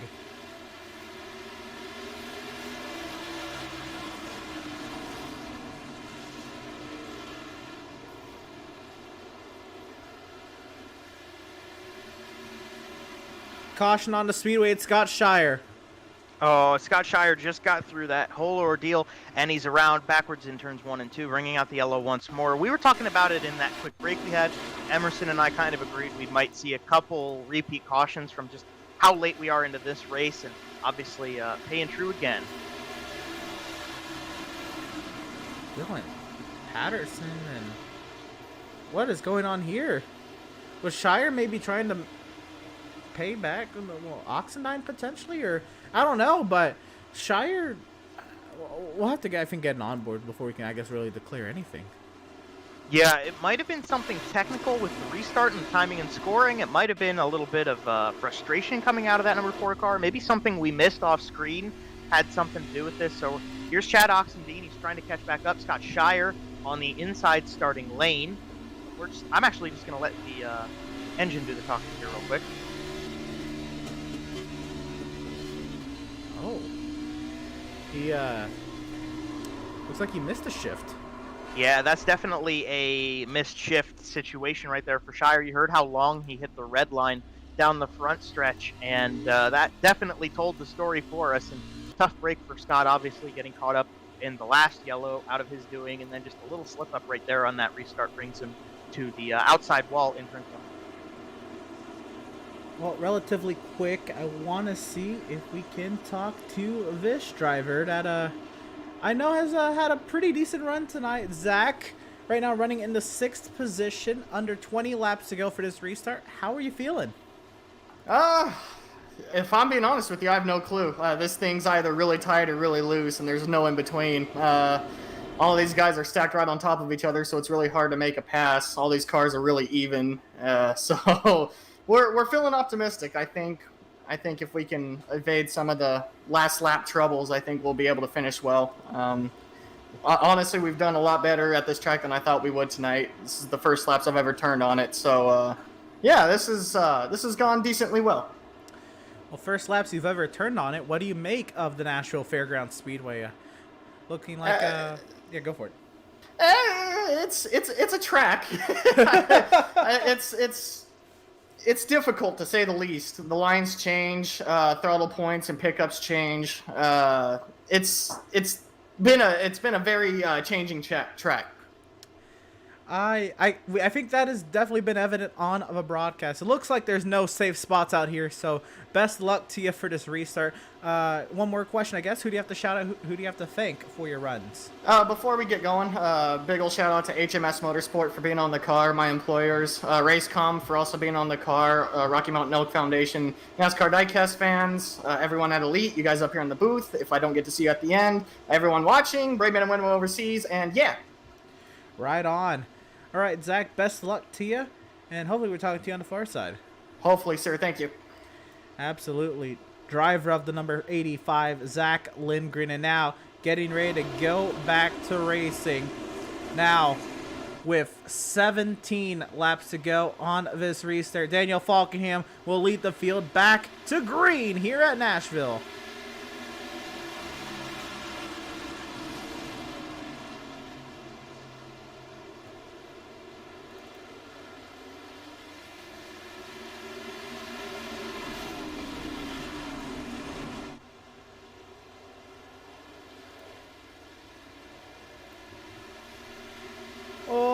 Into the wall was Lindgren. He'll keep it out of the wall enough to not come down and hit Tommy Gossett.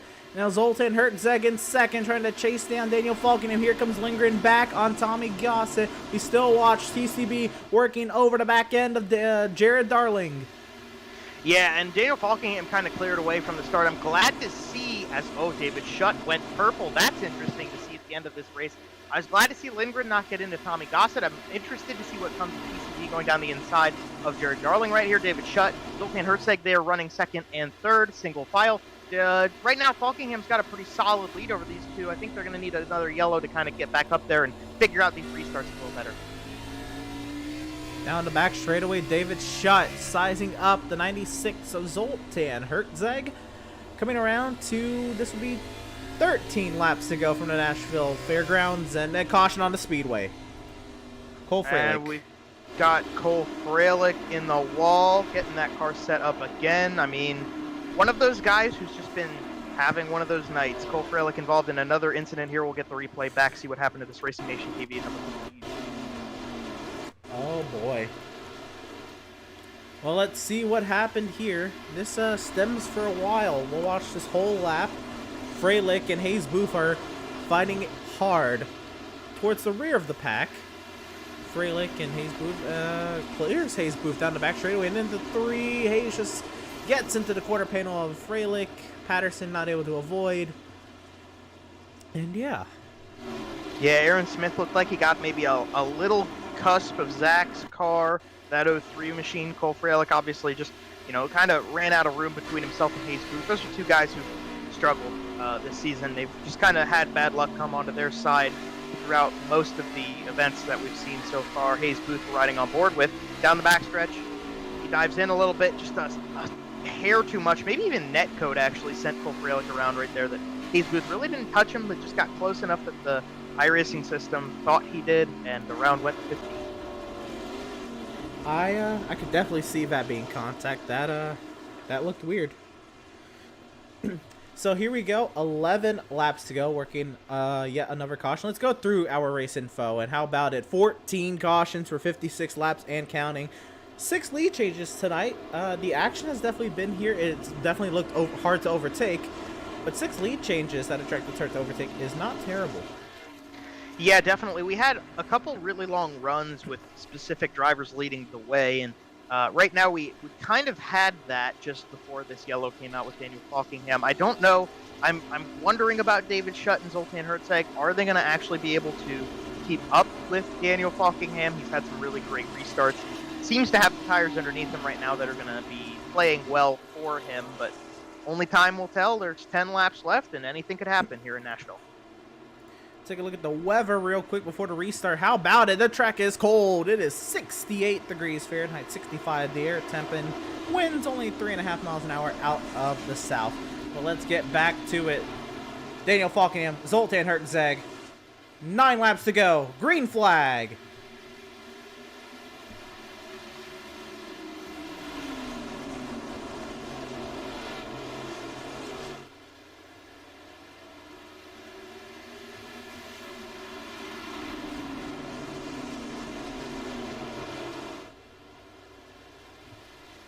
A fairly tame restart for a restart at a short track with single-digit laps to go. TCB, Jared Darling going at it for 4th.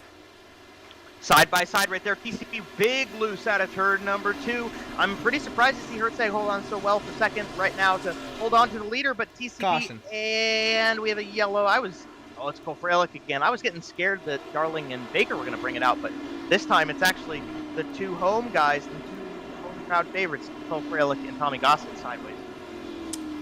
Let's see what happened here between oh my goodness, this is a long one. We'll get it all in all of its glory in one big shot here. Tommy Gossett coming off of turn number 4. I believe this is actually going to be 2 parts. So I believe this part back here is what brings out the caution. Freilich and Hayes Booth once again. Oh my goodness. Ooh, yeah, Cole was just big loose on the bottom side of the racetrack right there. He couldn't really do much, and then a completely separate incident. Not 100% sure if that was a result of the yellow flag coming out or if that would have happened on its own, but Oxendine and Gossett got a bit of each other, and around went that 54 car as well. So we'll watch just Cole Freilich on this replay. We'll watch it high above the Nashville Fairgrounds, and we may be blocked here, but yeah, Cole really low on the back straightaway, and maybe came up a little late. It looked like what he did was he stomped the throttle, and I've done that before myself. You get on the throttle, you push it all the way to the floor, and the car gets a little loose underneath you, but you don't quite let off of it.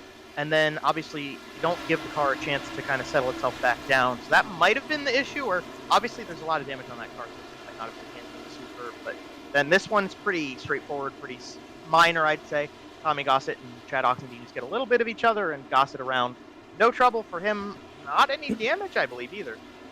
And you know what? Since the caution's out, he's potentially able to get his spot back, since, you know, he only was stopped for a split second.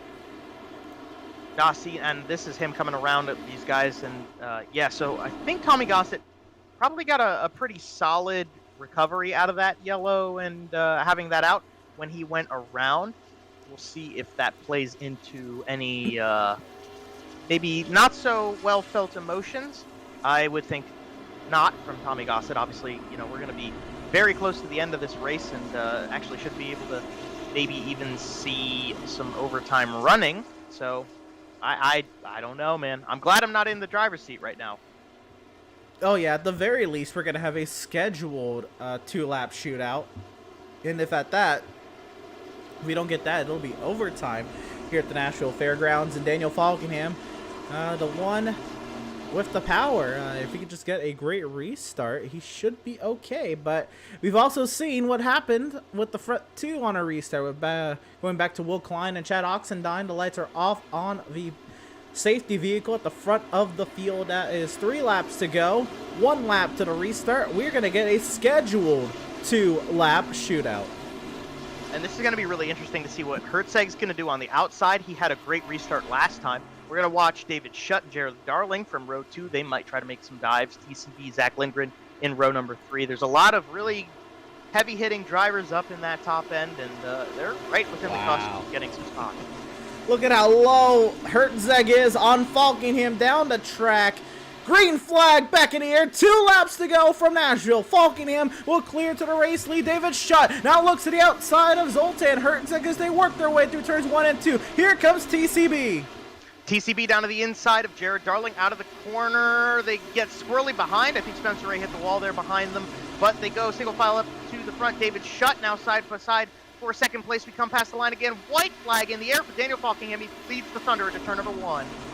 David Schutt to the inside of Zoltan Hertzeg side by side for second. Hertzeg in the wall, TCB in the wall, but it doesn't matter because it's all happening behind now 4-time race winner this season, Daniel Falkenham, gets it done at Nashville Fairgrounds as they crash and spin behind. Up and over goes Ariotti and several cars into the barrier. On the wall is Aaron Smith, and what a job from Daniel Falkenham. That was a moon car finish, but what a race to the line, and what a show from this guy. Daniel Falkenham did an excellent job with that car. He had it in the beginning of the race. He was the pole sitter. He was the fastest in qualifying. He had the car to beat all the way through the night, and even in the middle of the race, he just kept his cool, and he got that car back up front. Congratulations to him. What a stellar performance. What a smart drive by Daniel Falkenham. And what a job at that. Daniel Falkenham burning it down here on the front straightaway at the Nashville Fairgrounds. And he'll do his donuts. We'll watch him do his donuts. After that, we will take a quick break. We'll be right back with the post-race coverage here from the Nashville Fairgrounds.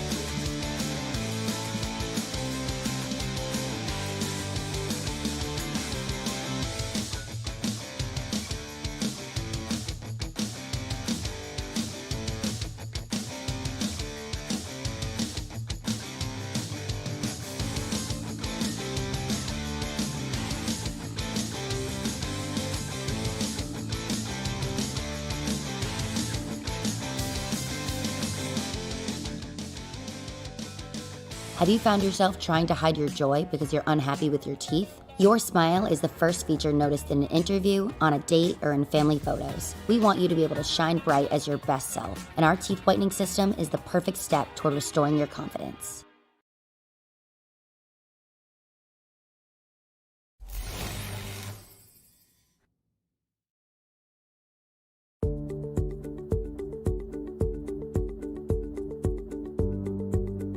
Sound art is a product that is a speaker and it's art. We combine it together and we call it sound art.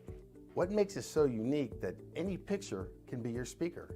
Sound art gives you the high quality sound without the ugly speaker. This isn't a picture with a speaker, the picture is the speaker. Just imagine your wedding picture uploaded onto a canvas and now it's speaking 10,000 tunes. I mean, it's a very cool concept. What we like so much about it that you can take anything that means something very special to you, upload it on the canvas, have it hanging up in your room, your balcony, wherever you want to put it, and now it's a speaker. I mean, how cool is that? It's something that we have that and no one has. No one has this product.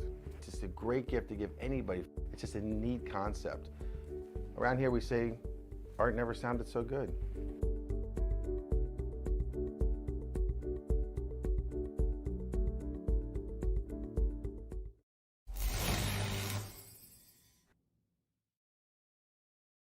After months of quarantine, we're all interested in how we can become our best self. The team at Permanent Makeup and Cryo is here to help you get the flawless makeup look every day without the extra effort or time. When it comes to your appearance, you deserve the best care that money can buy. Sound art introduces an entirely new way to listen to music in your home. By combining the best of two products, a revolutionary high-fidelity, low-profile Bluetooth wireless speaker with beautiful artwork. Select from a library of artwork or upload your own photos to personalize your experience. Sound art ushers in an era of invisible, beautiful, and amazing sound throughout your home and redefines your entire entertainment system. The need to reclaim your floor space and rid your home of unsightly speaker boxes that need to be bolted to the wall is now a thing of the past. Our canvas is printed on high-quality permalite by Breathing Color. And select from our gallery or upload your own. Standard sizes include 16 by 20 and 18 by 24 canvas wrapped. Custom sizing is available, as well as surround sound options.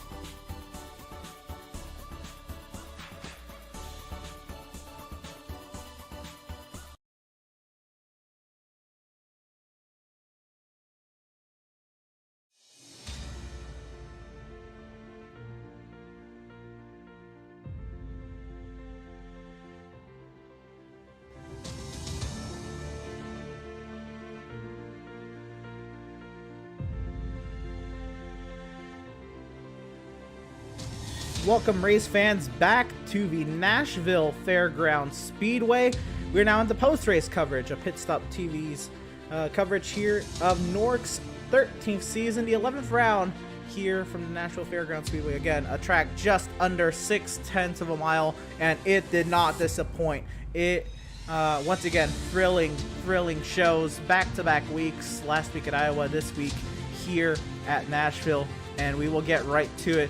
We got to talk to the man that has absolutely just played his cards beautifully tonight. The driver who was fastest in practice, fastest in qualifying, ends up with the top spot here in the race. Daniel Falkingham. Daniel, how'd you get this one done?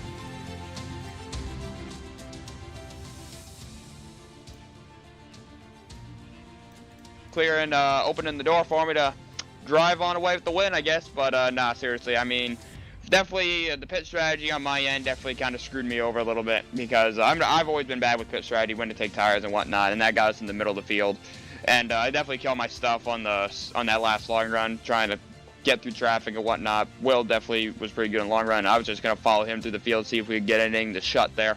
But then the caution changed everything and whatnot, and we were in the right place at the right time. I don't think that's really ever happened to me before. So very thankful and grateful that happened, and yeah, got another win, especially coming back after not racing last week, so that's even better. Right, I'm sure that win will ease any pain that you felt from missing last week. Talk about what you saw with that incident with Oxendine and Klein. I know, you weren't in control of either of their cars, but what did you see from your seat?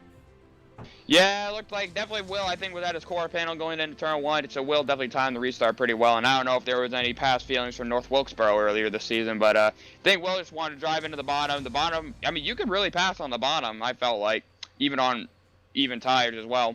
And I think he tried to get down there because there was a pretty good lane down there.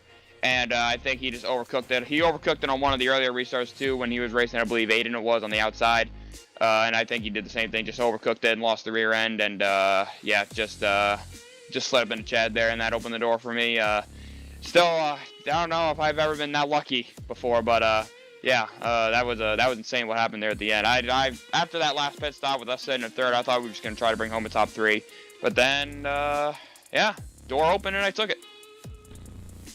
Fair enough. The restarts today, they looked fairly in favor of the leader every time. Even no matter what lane they chose. Obviously, I think the outside lane maybe worked more, but you even restarting there at the inside, it looked like just nobody could really stick with the leader in the turn 1 other than the one lap with Klein and Oxendine.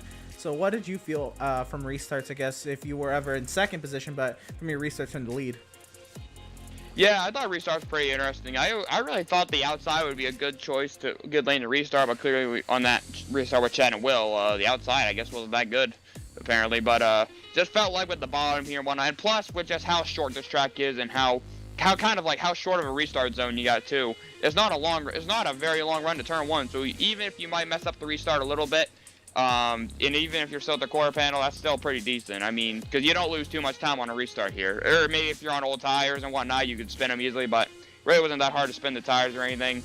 Everyone could get on the power really strongly and really normal, and they could pretty much hang with the leader. So even with I feel like the short restart zones and the short run to turn 1 probably played a big role into it and whatnot, but yeah, restarts are very even. I mean, Zoltan, he was right there with me at the end of that race, and I was definitely worried, especially going on that last restart. He timed it pretty good, and he was on my bumper, but thankfully him and Shug got to racing, and that allowed me to get away. So restarts are very crucial tonight, and I'm glad to survive every single one of them. Yes, sir. So you did, like you said, survive here at Nashville. Next time out here for NORC, we're in SoCal at the Auto Club Speedway. The other end of the country for you, but what do you make of that track anyway? Auto Club is a very interesting track. I don't know why. I've always sucked at it for whatever reason, but I mean, it's going to be very different next time we go there because with the new, like what iRacing has done with the multi-groove racing, adding, I guess, a BR line around the wall. I mean, we're going to have a lot of multi-groove racing next week, or whenever, because I guess we have an off week apparently. I don't know what's going on with Rev and whatnot, but whenever we do race Auto Club, I think you're going to see probably one of the best races of the season in terms of just pure racing and whatnot. I think we're going to be putting on a good show for you guys whenever we race. Absolutely. Yeah, that was another thing. Obviously nothing I could really ask you when we're at Auto Club. But anyway, congratulations on the win and getting it done here at the Nashville Fairgrounds, Daniel. Who do you have to shout out? Who do you have to thank? Yeah, I got to thank you guys for putting on the broadcast. You guys kill it every single week. Thanks to Andrew. I know he's not here tonight going at the summer. He's working the summer shootout and everything, but I appreciate all you guys, the entire crew who puts on the show every week. Love going back and watching the broadcast. Definitely going to go back and watch this one. I think you guys had some great reactions tonight, but thank you guys for the broadcast. Got to thank Revan, John Barry for putting on the league. Got to thank everyone who comes out and races each and every week. I got to thank, let's see. Got a lot of people to thank here. I got to thank all the fans who come out and watch us each and every week. And I just thank my personal sponsors as well, Lobster 207 and First Rate Bait. And thanks to all my friends and family watching as well. Yes, sir. Well, once again, congratulations on the win. The 4th win on the season for you, Mr. Daniel Falkingham. Best luck to you next time out at the Auto Club Speedway. Thanks, Emerson. Appreciate it. Yes, sir. And that was race winner and driver of the number 20, Daniel Falkingham. And now we're going to be standing by here with our 2nd place finisher and driver of the number 5, David Shutt. Joe, standing by. Yeah, and I pull in David Shutt. You came home P2. David, this is Joe. Can you hear me? Yes, I can.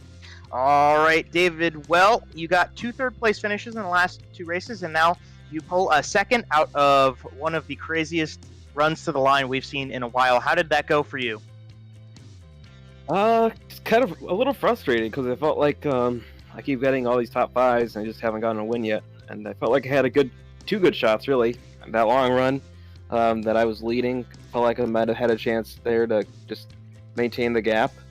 And then when that caution came out, I don't know, I just had a really slow pit stop and lost 4 spots. So I felt like the rest of the race was pretty much just start and stop, and if I was leading, I could have just kept the lead the rest of the race. So it's kind of frustrating, but just another top 5, so it can't be too mad. Yeah, certainly, and it seemed like you had a really good car underneath you that you could work with all through the night, especially through the transition from daytime to nighttime. It seemed like that car stayed underneath you really well, and it seemed you were benefiting off of the way the race was going. Did you do anything in the car differently to keep that car underneath you from the daytime into the nighttime and then through all those cautions? I kind of took me a little time to adjust once the sun went down, because it was harder to see where my braking point was and where the line was at. But I did crank down my brake bias some, so that helped a little bit. I just kind of tried to focus and hit my marks, and that seemed to help on that longer run there. Definitely there, David, it did seem to work for you there. Also, you take that momentum, so you've got the third places, you got the second places. You seemed like you worked through the long runs, the short runs, all of that, and now you've learned everything you need to for a short track, and you take it to super speedways. You got to go to Auto Club, you got to go to Talladega. The next few races on the calendar are going to be completely different than this one, but how do you feel going into them? Are you prepared to go fight for race wins there too? I hope so. I'm someone that spends very little time practicing compared to others, so I just show up and run a few laps of practice, and that's it. I know they made some quick fixes to try to fix their broken track system for Auto Club, so we'll see what happens there. But and then Talladega is just, I'm sure I could win that. Anybody could win that. So we'll give it a shot, though. Hopefully we can get a win out of next couple races. Hey, well, it would be great to see from you, David. You've been on the tear with these podiums, and you've been doing a very solid job with it. But, in the meantime, you've got a second place to celebrate. So who are you going to celebrate it with? Who do you have to thank, and who do you want to shout out here on the broadcast? I just thank John Barry for putting on the league, and you guys for broadcasting. Thank you very much, David, for your time, and hopefully we'll get to talk to you again next time we come out, and maybe even get to talk to you as the winner. That would be nice. Thanks, guys. And thank you, sir. And that was David Schutt coming home in P2. And we're going to hand it back to Emerson, as he's going to get to talk to our third place finisher for the night, Zoltan Hertzeg. And yes, indeed, we will get to talk to our third place finisher, Zoltan Hertzeg. And again, Zoltan Hertzeg had quite the car today. Not any laps led, but pressured the leader time and time again. Zoltan, what could you have done differently? I don't even know. I couldn't find out how to run the track for the longest time. I bought this track right before the race, and I couldn't figure it out. I didn't have the same speed as the other guys, and that one run, I was racing with Schutt. I had like a little bit newer tires, and I couldn't get by him. I couldn't figure out how to pass him. I was trying to do it cleanly, and I couldn't, and I wore out the rear tires, and I was just starting to fall back. So luckily, I got that caution and got a couple good restarts, and I just couldn't figure it out. Yeah, fair enough. Definitely, at that point, we thought you definitely had the pace to at least be considered one of the drivers to consider. Let's go back to qualifying, though. A mistake in qualifying, you end up starting 17th. How was it, I guess, to have to work through the field once again? And I guess we say that a lot about you working your way through the field, and we catch you at the end along green flag runs, but today was not about green flag runs for you, and you still worked your way through the field. How was that? It was definitely tough to kind of maneuver your way through traffic and try not to get wrecked, kind of thing. And it was fun. But yeah, you have to just be careful, keep the nose clean, and luckily I kind of got off sequence with everybody, and I had newer tires, and I was able to kind of stay out, which got me the track position, and I was kind of able to hold it from there, and just got lucky with some cautions. Right on. So next time out, the NORC iRacing Series Season 13, round number 12 is at the Auto Club Speedway. Zoltan, how do you feel about that track? What do you think you can make of it? I'm excited for it because I'm not big on these short tracks, and ready to get to a big track. And hopefully, like everybody was saying with the new grooves that iRacing was working with, hopefully we can run the high side and not run off the tires, or hopefully it puts on a good show. I'm definitely excited to race that one. Yes, sir. We are just as excited. But once again, congratulations on the podium, the third place finish here tonight, and the great speed you had tonight. Who do you got to shout out? Who do you got to thank for your run? I got to thank John Barry for putting on the league, everybody watching, and definitely you guys for broadcasting. You guys do a great job, and it's always great to go back and watch it. Well, thank you very much, Zoltan. We're going to leave you to it. Once again, congratulations. Go celebrate that third place finish, or go get them hard next time out. Not necessarily next week, but next time out at the Auto Club Speedway. Yeah, we're going to try. Thanks, man. Yes, sir. Driver of the 96 and third place finisher, Zoltan Hertzeg. And Joe, what a race it was tonight for Zoltan. And the rest of the top three, and Falkingham, you know, we didn't know how he was going to fare. But ending up getting it done the way he did, it was something. The strategy call was a little sketchy at first, and even then, it paid out. Yeah, Daniel definitely put himself in an uphill situation with that strategy call, and he had the car to do it. Obviously, the beginning of the race, he was almost untouchable completely when he was up in the front end, and then obviously by the end of the race, we could see it on some of those later restarts that the 20 car was hooked up really nicely. But outside of that, I mean, you had a really great race all around. Chad Oxendine had a fast car. Tommy Gossett had a fast car. David Schutt had a fast car. I think Ariotti might have been able to put a little bit more together. He had a pretty fast car. I mean, there was a ton of really great cars in the field. Zoltan Hertzeg, obviously one of them as well, that put on a really great race. And the way the track was set up, it fed the aggression, if you will. It kind of suited the style of a little bit more elbows out racing. And the guys out here, they're very respectful drivers amongst each other. And they put together a really awesome show for us. Absolutely, and let's see how it all finished out here. The great show that we had tonight, and we'll go right into it with the top five. And Daniel Falkingham to win after leading 81 laps, just shy of halfway. Halfway is 87 laps, so just under half the laps led for Daniel Falkingham.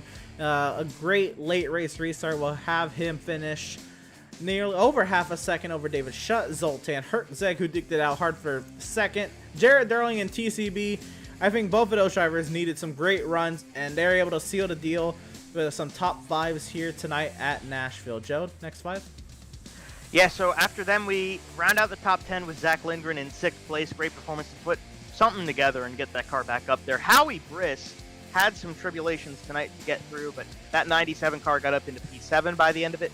Spencer Ray kind of came out of nowhere up into that top 10 in the 6 car.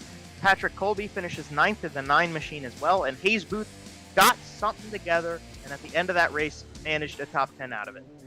I didn't even notice that. What a run for Hayes Booth. Glad he was able to get something out of this race. Cole Freilich did not have the greatest at times, but I think that's about where he was running, that 15 car. The damage he had on that 15 car was not what he wanted, but an 11th place finish at the home track, that's about where he was running today. I know he would have liked a little bit better. It'll be 11 for Cole Freilich. Aaron Smith, we saw him towards the back of the pack a lot today. He'll come out with 12th. Chad Oxendine led some laps early. He'll be 13th over Ariotti and Scott Shire. You roll back to 16th on the grid. You got the 03 of Dylan Patterson at the end of this one. John Barry, Tommy Gossett, those guys in 17th and 18th at the tail end of that lead lap. Those were the last guys to get across the line on the final run. Will Klein, Aiden Kirker, Ashley Molyneux all finish out of this race. They did not get to the checkered flag tonight, so they will take 19th and 21st respectively.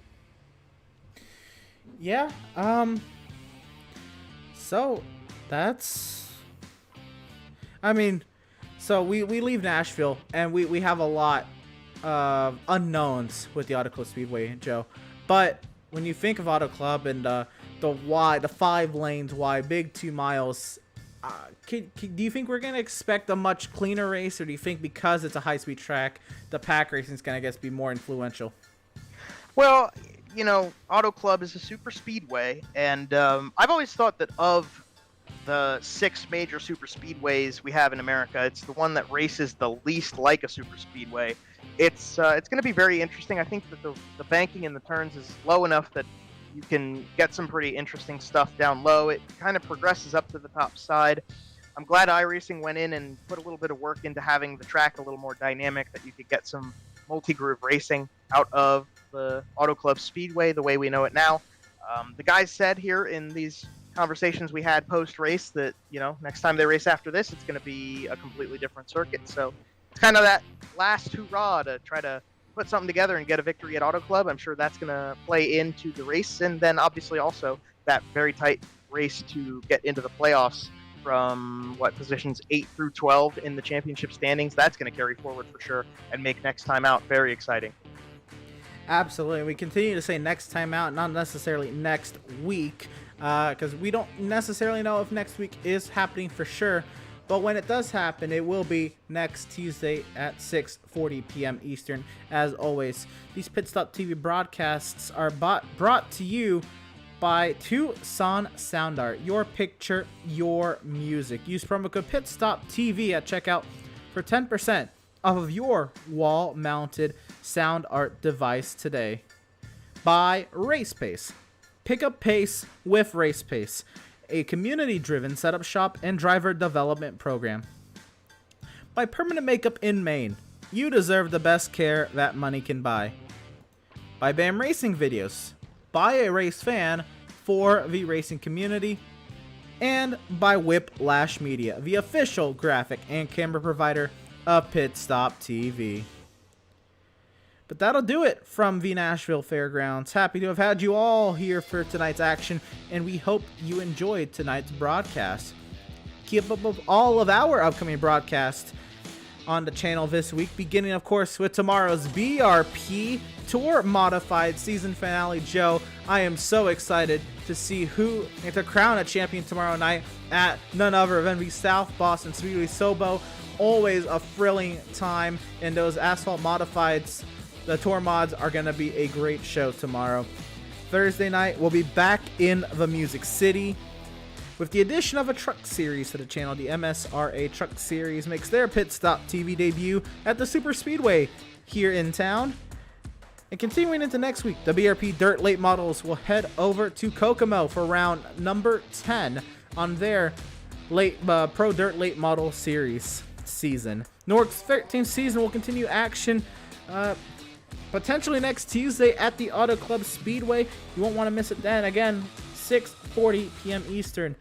Be there, be square. And before we go, want to make sure you follow us at our social media outlets like Facebook at facebook.com/pitstoptv, Instagram at at pit_stop_TV, Twitter at pitstoptv_, YouTube at youtube.com/c/pitstoptv1. And yeah, for all of us at Pit Stop TV, Joe Donahue, Trey Shuttlesworth alongside tonight. Trey Shuttlesworth, again, doing the amazing work on social media coverage as always. I'm Emerson Arden. Want to wish you all a great night. Y'all stay safe, stay cool. It has gotten really hot all of a sudden. Summertime is upon us, so make sure y'all stay cool, y'all stay hydrated, and we'll see y'all next time.